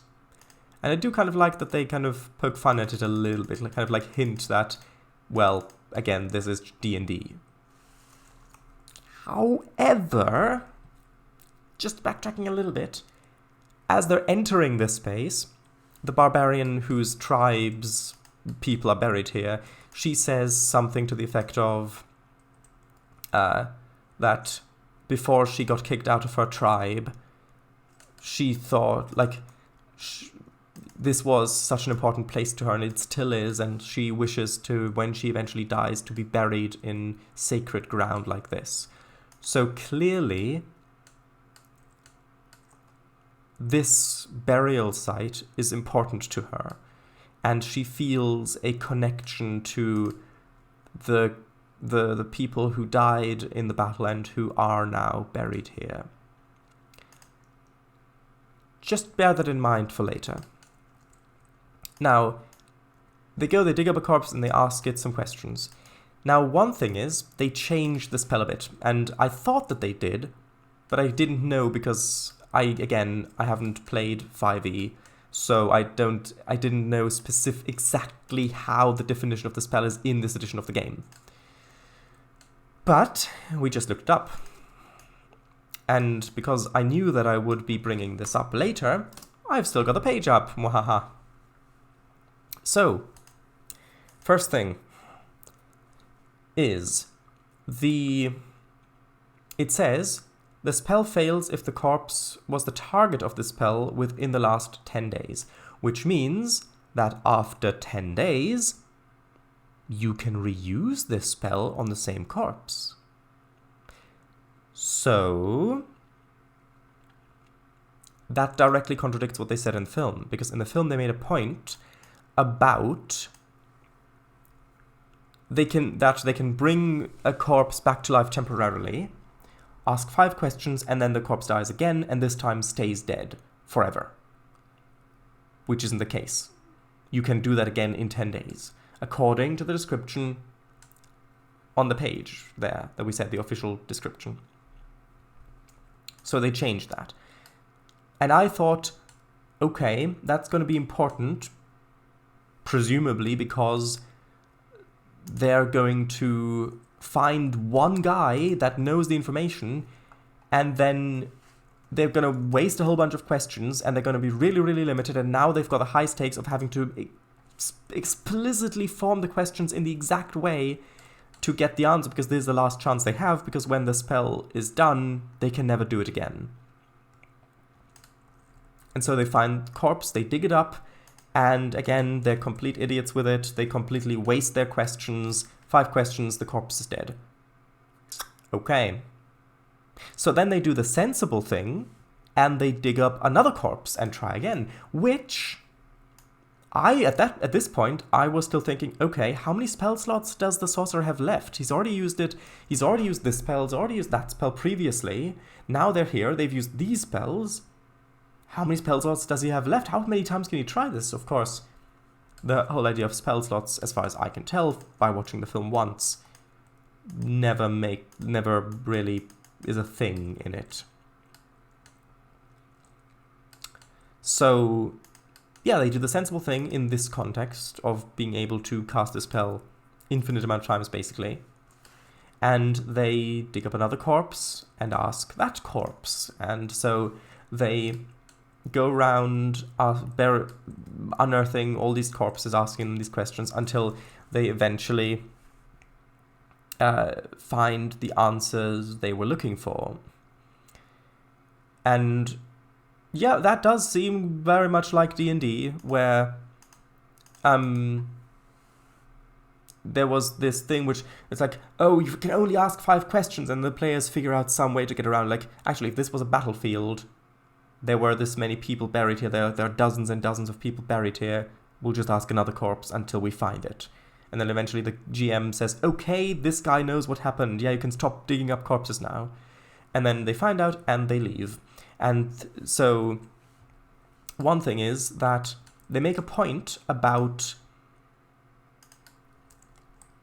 when it's clear, like for example, one corpse, he died completely unrelated to the battle. The battle was going on outside, he was having a bath at the time, and getting out of the bath, he slipped, hit his head, and died that way. So within a couple of questions, they find out that this guy is completely unhelpful, and so they begin to leave, and then one of the characters says, hey, go, just ask, you're not going to leave him like that. No, come on, just ask him, use up your questions. You don't want to leave this corpse animated, just hanging there, figuratively hanging there. Just, no, actually ask him questions so that he can go back to, well, being dead. And so then he asks just unimportant, like something like, okay, well, what's your favorite food? And stuff like that, just to waste the questions, basically. Which I found quite funny. It worked well.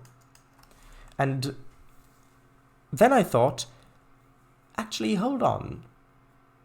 I'm pretty sure that this spell doesn't last that long, because if it did last that long, the favorite food was barley. So if it did last that long, then if a character died, like a player character died, they could just use this spell on the character and then never ask the character questions, and the character would be basically back to live again for as long as they didn't get asked 5 questions. Which seems like a really game-breaking thing to have in a... Well, the cops originally said it was oats, but then corrected to barley. It seems like quite a game-breaking spell to have, because that has just... If you put that spell in the hands of a creative player, which most D&D players are creative, because otherwise they probably wouldn't enjoy playing D&D, they can do so much with that. So much that you as a GM probably don't want. And so I was a bit suspicious of it from that point. And now that we've looked it up, yeah, the spell only lasts 10 minutes. Duration, 10 minutes. After 10 minutes, the spell ends, and the corpse goes back to just being a dead body, basically. Okay, so then eventually they get their information after only having used, I think 3 questions or something, and the last guy they had dug up. So now that they've finally got the information, they just leave him. They leave him and walk away. So he's just this corpse sitting up in his coffin in the grave in the middle of the night, not knowing what to do. And So he says like, you're just gonna leave? What about the other questions? And no, they're gone. He's just left there. Which, interestingly enough, so in the film,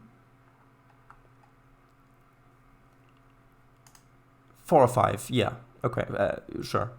In the film, the way the spell is shown to work is that the consciousness of the I'm just going to use the word person, even though I know that it isn't technically accurate, but the spirit of the person temporarily returns to the body, and they can basically have a conversation, because one of the things was, so he explained, oh, this happened in the battle, and then that happened, and that's the last thing I remember.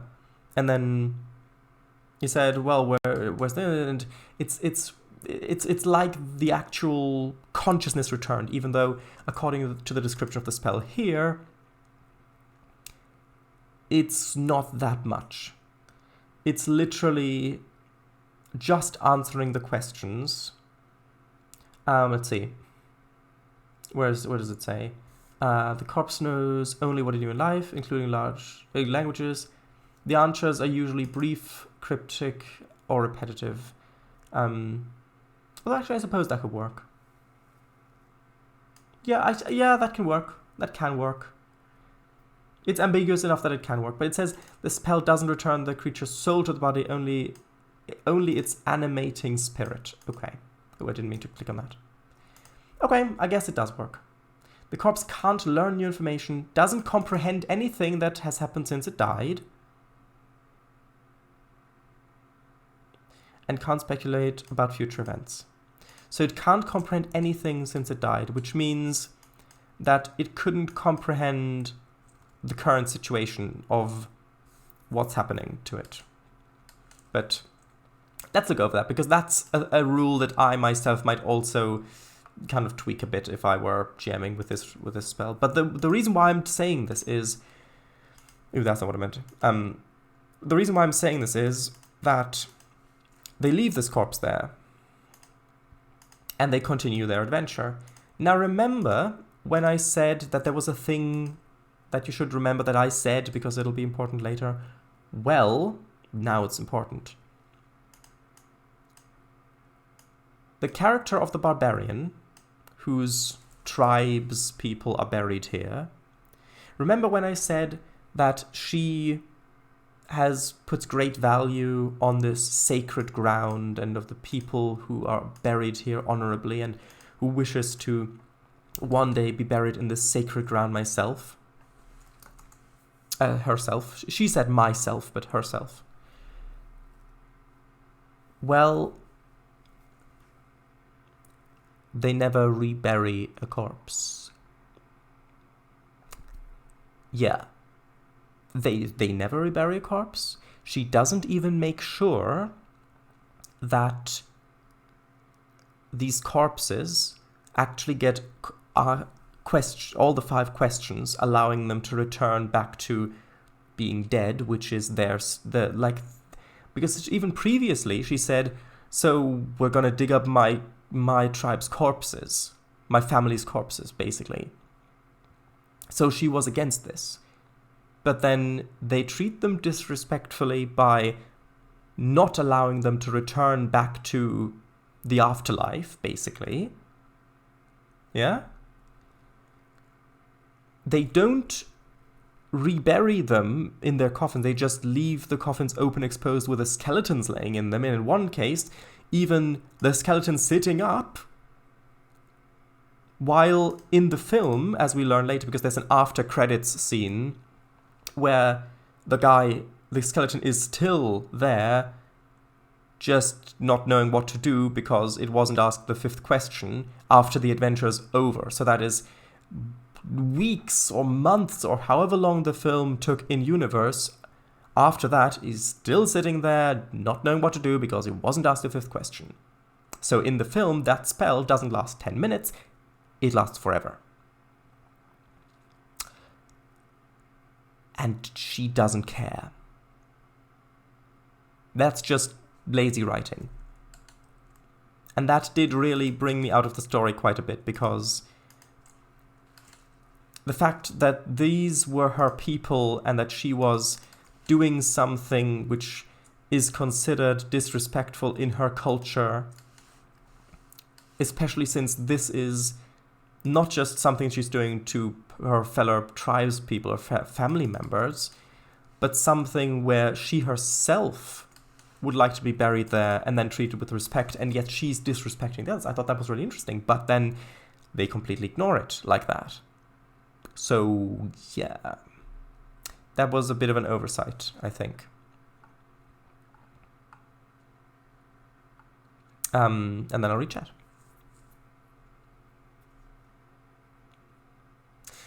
Yes, RPG map now. Hiya. Wait, side character? Didn't Edgin touch the fish's nose? Yeah, or front for face, and then get that baby out? Yeah, he did. Yeah, good point. Why at night? Haha. Just rest first. Because creative direction on the film demands it, so they can have the dimly lit blue scene. Yeah. But they could have explained it away. They could. I mean, they changed how the spell works. I mean, that's a fact. They changed how the spell works already by making it so that the corpse is that the spell can only be done once, and then after it's been done, the corpse remains dead forever. And they also changed it in that if the corpse isn't asked 5 questions, the corpse basically stays in its animated form forever, basically. So they already changed it. So why not just have them arrive near where this grave, this burial site is, and then as it's getting dark, one of them says, "Right, okay, let's set up camp here, and then we'll head to the graves to dig up your family members in the morning." Right, good, sounds like a plan. And then everybody begins setting up, and the sorcerer's like, "Actually, no, we kind of have to do it at night because my spell only works in the darkness." Or maybe they could have said something like, the animated corpses, if it's too bright, it's so unpleasant for them, they won't be able to answer our questions. Or something like that. And then one of them could have said, something like, "Oh, you've got to be kidding me, why do these spells always work like this?" And then they could have done it at night. Just kind of acknowledge it. Instead, they just turn up at night and do the stuff there with the creepy burial grounds at night for no reason.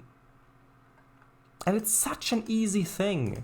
If they're gonna modify the spells anyway, just use that power that you've granted yourselves to actually make things better.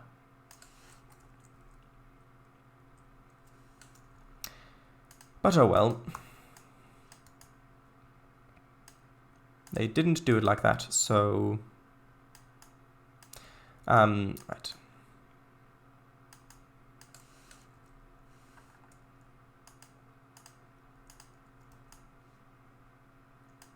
Actually, I suppose I should probably put some of these other cards that don't have such high detail models there back in the distance. Sort of like that. Good. And I know I'm detailing and I didn't really want to detail, but this kind of... If this didn't look good, I'd have to move around these buildings, and so I kind of had to detail that little area there. Okay, so now I've just got to basically cover up the back end of this road. And then we'll say it's sorted. Oh, chat, yes. Right, forgot about that. And recharge your magical power... Oh, wait. That is true. Out of interest, did you see the film, Code Monkey? 10 minutes. No, I have not. Right, Holger did say that back then she wished to be buried in a sacred place such as that. But was it still the case presently? Unsure me. Yes, it clearly is, because it's brought up several times that, like, that's her motivation for continuing. Because, so basically, she fell in love with an outsider of the tribe, and because she didn't want to renounce that love, she was kicked out of her tribe, essentially. And then she was so unhappy because she got kicked out of the tribe that the guy ended up leaving her, or she ended up leaving him. I don't know, they split up. And they actually do find him, and he helps them a little bit. And that's really a thing I also like, where when they visit him, it turns out she had given him a walking stick, and then he gives it back to her, and later on that stick becomes important, and it turns out that it actually was a magic wand that had a really useful spell in it. And that, in that moment, I'll get back to it when we get to that point, but that felt that felt like classic D&D. Like, the players are in a tight spot, the players have no idea how to continue, they've just destroyed literally the only bridge to where they wanted to go, and they have no way to cross it, there's lava below. So the GM has to come up with something, and so, actually, yeah. You know, that walking stick? Well, actually, that, as it turns out, that's a magic wand that's just been disguised as a walking stick so people wouldn't steal it. And yeah, now that the sorcerer's here, yeah, you see that, you recognize that it's actually a magic wand. And as it turns out, it's got the ability to create portals. So yeah, now you can get across that pit of lava that you just broke the bridge to. And that does feel like a very D&D thing to happen, so that was good. But yeah, so her being kicked out of the tribe against her will is the thing that later on motivates her, because then he says, to motivate her to continue, he says that about you being kicked out of the tribe, if you stop now, then that will have been for nothing. And to be able, and she also later on says about wanting to show her tribe's people that she wants to make them sorry that they let her go, or that they kicked her out, or something. So she clearly values these things still, and so yeah, it's just bad writing that she didn't care about what happened to the corpses after they were done questioning them.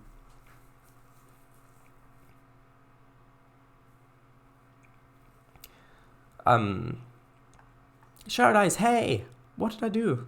Alright, it continues, hold on. Maybe the characters in the movie were told that they could never be brought back to life after the spell was used. I mean, maybe. I guess the sorcerer was kind of a not great sorcerer, where that was kind of a point, so maybe he did just not know how the spell works. But then we clearly see that the spell indeed doesn't work how it's written in the rules, because it's supposed to only last for 10 minutes, and it doesn't. It goes on forever. So that's, I think, a little bit flimsy in this case, especially since if you can cast the spell, then you know then you know the spell. And if you can do it that easily, then yeah. Anyway, I think that's a bit of a flimsy excuse. Did they ask the cops if Orange Crush or Orange Fanta was better? Close. They asked what his favorite food was. Can you explain everything that happened to Magic MacGuffin before plot event in detail? To which the corpse replies, yes. Yeah, that. Well, I mean, that is good. That is good. That is sort of how you're supposed to use the spell. Drops dead for good. What was the food? Yeah, there we go. Oh, I don't remember. Oh, yes, barley. That's disappointing. Yeah, the spell slots thing is a good point too. But oddly, I never really thought about it while watching the movie. Well, I think that's because you've never really used spells extensively in-game before. Like, yes, you have cast spells, but that was mostly... when you play D&D, I've noticed that you don't really... Let's see, what should I do here? Actually, I guess I can add some pushes there. Yeah, you don't really play the game very... technically, I suppose, is the good way of putting it.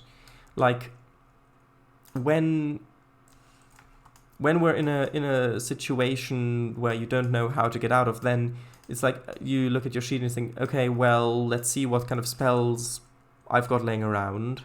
And then you look through and see which spell, okay, that spell might help out, and then you see you try to cast it. But outside of that, I don't really get the feeling that you kind of know your character mechanically very well, because we don't get into a lot of combat, so there really isn't much need to. And that kind of might explain why the spell slot thing isn't really that prevalent in your mind. Plus, a bard in Pathfinder, bard's spells work a little bit differently than sorcerer spells in regards to preparation and how you can cast them and how many and so on. Also, I think I do actually like the density of trees over here. I was planning to make it more dense, but actually I do like the fact that you can kind of look through there a bit. It adds a bit more variety. Right, let's add a little bit more. Actually, yeah, I need a texture to kind of hide the turntable a bit. Where did I grab? Oh, right, I grabbed the turntable assets from Southport, New Southport even. Maybe it's because Lima, my own Pathfinder bard character, doesn't need to prepare her spells, haha.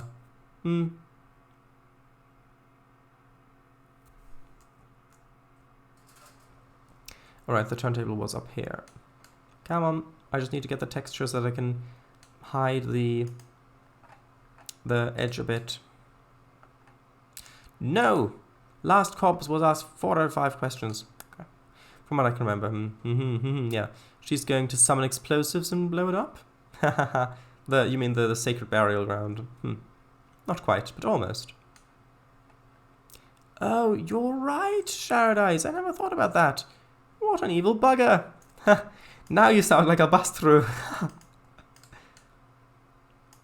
But yeah. Sharadise, I think the corpse thing, especially with the post-credit scene, was mostly done for comedic effect. Well, yeah, but you're making a film about D&D. The majority of people watching that film are going to be fans of the game, people who've played the game, people who know how the game works, people who know how the spells work, people who are going to pay attention to how the world works in the film. And so, yeah. I think that was a mistake, personally. I think the film would have been better off if they had just used the spell as it is in the... Because that's the thing. Like, they modified the spell so that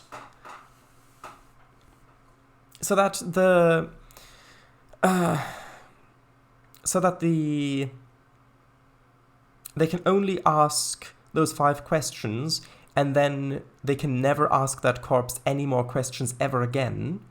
Whereas in reality, it's just the next 10 days. So they modified the spell that way, but it never came up. It never got used. They just used other corpses until they found whoever had the answer. So that change was without consequence. So I don't understand why they changed it in the first place. Also, I do kind of like this grassy area here. I might just spline on it though a bit. So yeah, it just doesn't make much sense to me, because they clearly did research, because otherwise they wouldn't know that there is such a spell as talk with the dead. So they clearly did research. They just decided to change how the spell works. But then they did nothing with that change. So it feels like that kind of... those kind of things the script could have done with maybe another look over by someone who actually knows how the game works. Like a fact check, I guess, is the best way to describe it.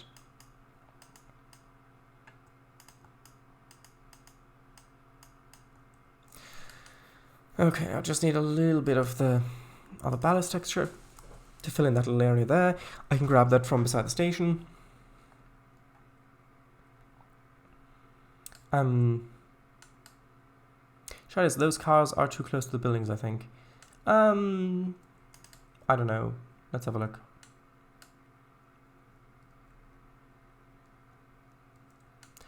Well, there aren't any doors there, though. And in front of the door, I didn't put a car. And if you're going by, I want this to feel a little open, so I think this is good. Yes, corpses wouldn't like the light. That would have been so good. They should have gotten you to rewrite the script last minute before shooting. I think if they'd gotten... yeah, I don't know. Maybe they did get an advisor who actually knows the game and has played the game lots and actually knows what he's doing, and the advisor just messed up. I don't know.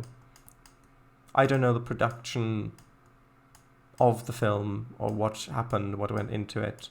Because some things do feel really well researched, and then you get other bits that just don't work or seem to have been changed for no apparent reason.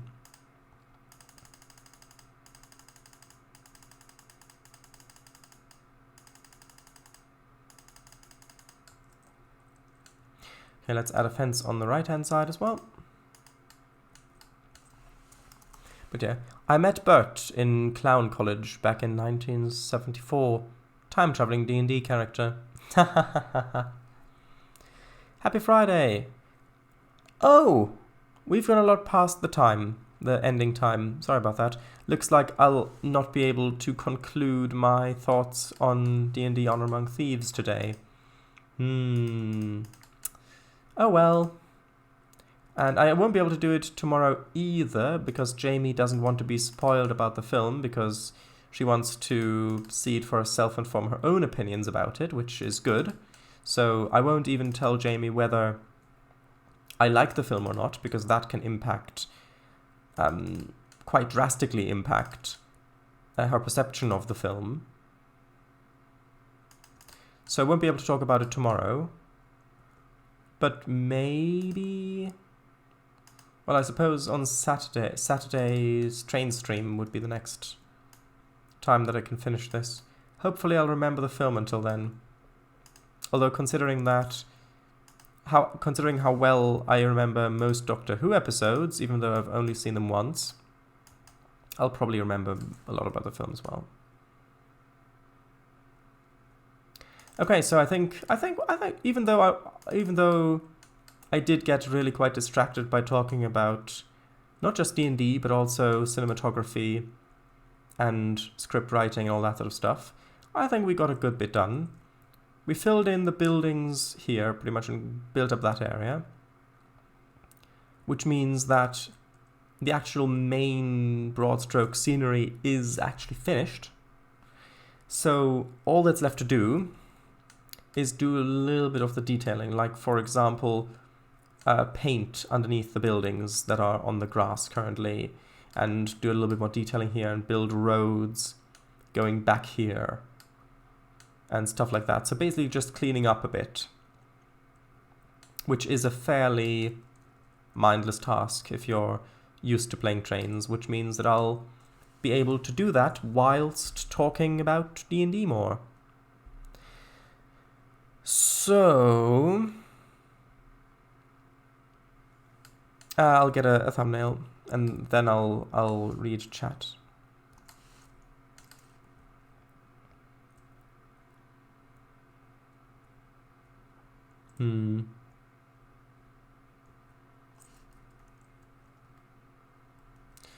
I wonder what kind of angle might be good.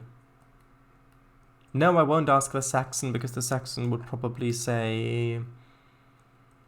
well, I don't know what the Saxon would say. How would I know what the Saxon would say?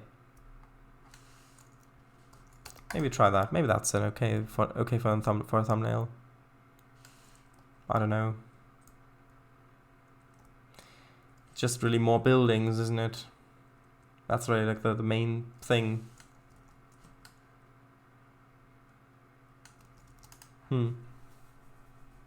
Yeah, one of those is probably fine. Anyway, chat. Well, yes, happy Friday. Motivation for continuing. True. Holger plays off Burial. The portal effects were really good too. Oh yeah, like with the portal wand. One thing, of course, it reminded of the Portal games. Even though the idea of having portals to go through magic portals is really old, and the Portal games were just a variation of that already existing idea. But yeah, the effects were really well done, and it was used creatively, and actually we'll get to that next time. But yeah, I'm really happy with how they actually used this portal creating wand creatively and intelligently. And I also like that the sounds that it made sounded a bit similar to how the portal gun sounds in Portal in the games, because obviously people are going to compare it to that. So acknowledging that it is a bit similar by making the sound a bit similar, I think, was a quite tactful way of handling that situation. And then using it in creative ways that it's not used in Portal. I think, yeah, that the portal wand thing was actually handled very well, I thought. And the thing with the round painting with the portal in it just happening to fall over, which caused issues for them. Yeah, we'll get to that. We'll get to that. And the carriage bit 2 was done really well, I find. From a visual standpoint, yeah, from a visual standpoint and from a writing standpoint and storytelling standpoint, yeah, I like that. True. That is true. Me and Magic and RPG games. On a mechanical level, I should get to know my character better. Me? Wait. Are you Kango's character? Are you Kango's RPG character come to life, haunting my stream I'll bust through? Possible headcanon. The post-credit scene with the corpse being left questionless in his coffin was actually a flashback to just after the party left and just before he would have dropped dead again. It doesn't make sense to me. Although I suppose if you do want a headcanon version of it, it's homebrew. I personally modify rules all the time in the games that I run, including spells. I am consistent with it, but I do modify the rules quite a bit to make the game faster and, in some cases, more fun / balanced. Like, for example, I might, if there's a magic item that does a really awesome thing, a really cool thing that the players would love to do, but it's just that little bit too powerful for where the characters are at currently, I might modify the magic item to be a little bit less powerful so that I can still give it to the players now and they can have fun with it now. Or might, and in that, you can just say inconsistencies with the rules, it's just the GM modifying the game, homebrewing it. And that works. Yeah, it works. Which is why I didn't complain too much about the spell not being accurate to the book. I just pointed out that it's not accurate to the book. I didn't complain about it, though. At least I didn't intend to complain about it. Shadows, I meant the 3 cars on the left, mostly. Too close. On the left? These ones? Sure, I'll tell you what. Or rather, show you what.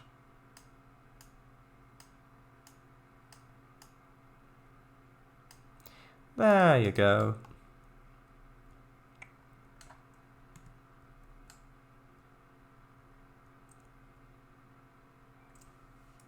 Well, actually, that might be a good thumbnail, with the bridge being a little bit visible down there. Although it depends on where the banner will go as well. Anyway, in my opinion at least.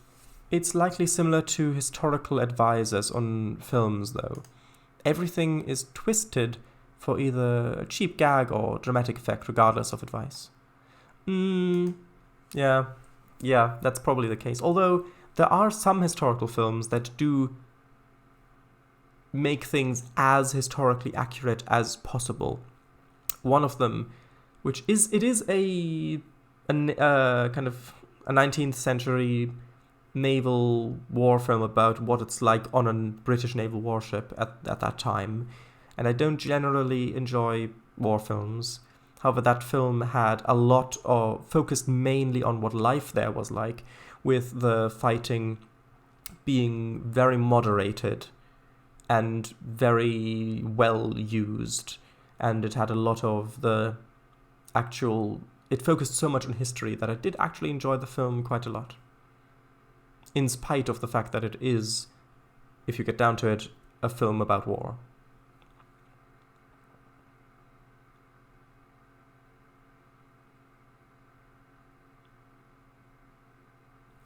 At least I think it's 19th century. It might have been 18th century. But no, it was after the Napoleonic Wars. Or was it after? No, because Nelson was still alive, I think. Yeah, so it was probably 18th century. Yeah, I don't know, I saw the film once, I don't remember a lot of the explicit dialogue. Not that there was any explicit dialogue, but at least that I can remember, but you know what I mean. Anyway. Right. Creative writing consultant, Matthew Mercer. If only. I suppose so. You've just cut the stream short. Conclude your thoughts. Conclude thoughts, please. No. It would likely take me another hour to 2 hours. Don't cut it short. I didn't cut it short. I cut it to time. I mean, we've gone for almost half an hour more anyway. Yeah, but it would have been longer. Saturday and Sunday MVR. 4 hours should be plenty, right? But now your thoughts are still fresh, Paradise. Well, by Saturday I'll probably remember most of it anyway. And your opinion? I only asked if the film was good, but it was very interesting to listen to. And I did actually give you... Actually, I'll bust through. So, you asked whether the film was good. Then I said that, paraphrasing myself, that the film is good, but there are things that I would have improved about it. And then I said that if you're not intending to see the film yourself, I can go into detail about it. And then you said, sure. You'd like me to go into detail about it, so I went into detail about it. Shadows, you could talk about the stream on Friday's stream, but swap character and place names with other made-up ones. And swap the title of the movie you're talking about, so they wouldn't even know what you're talking about? Well, then you wouldn't know what I'm talking about. Plus, they would know that what I'm talking about because there would be parallels. Clear parallels, especially if Jamie then goes and sees the film, they would say, wait, this is kind of what Shadows was talking about. Oh, he was talking about it. Well, now I already know what happens. I mean, you wouldn't expect soldiers either. Spoilers. I mean, you wouldn't expect soldiers either. No. I mean, you wouldn't expect spoilers either. It should be gone? Probably not. Probably not. No. Thought you had posted this emoji at first. No. Next time, Gadget. Next time. You weren't meant to know. No. Me was relating to you're sounding more like Albastro now. Oh, right. Proof immortalized. What is that? On a mechanical level, I should get to know my character better. Me? You could talk about the film on Friday stream, I meant. Yeah, I know what you meant. Wait, 19th century warfare, or was it 18th? Yeah, it was probably 18th century, now that I'm thinking about it. Not sure, yeah. What was it called? It was called Master and Commander on the Far Side of the World, I think. That arm amputation bit, though. Yeah, it was very grim, and it was brutal, but that's what it was like. The film is historically accurate. Look, don't paraphrase. I want the whole thing repeated word to word. VODs on YouTube. Thank you, Code Monkey. Thank you. Alright, thanks for the company this evening. I enjoyed it. See you in a bit for Fun Friday. Sure it is. You could send out secret words, Table Shalbastro, Code Monkey, Mr. Snipes, and me before MC stream. Wizard is orange. Well, I could. Window door, grass, windowsill, then destruction, happy. Blue Screech, companion. See, that wouldn't work. I know it was a grim, brutal, historical accuracy, but so not pleasant. But on the other hand, it wasn't supposed to be. Yeah. Anyway, that was fun. We got a lot done. We could have gotten more done if I hadn't been distracted by talking about the D&D film. But I think I'm quite happy with what we've got done. Yeah, we've only got a little bit of tidying up to do in some areas. Right, see you in a bit, sure. I didn't blame you. Anyway, there we go. I'll leave you with this link, and then you can have a chat with your great-great-great-great-great-great-great-grandfather, assuming his corpse still has a mouth. Anyway, good night and bye-bye.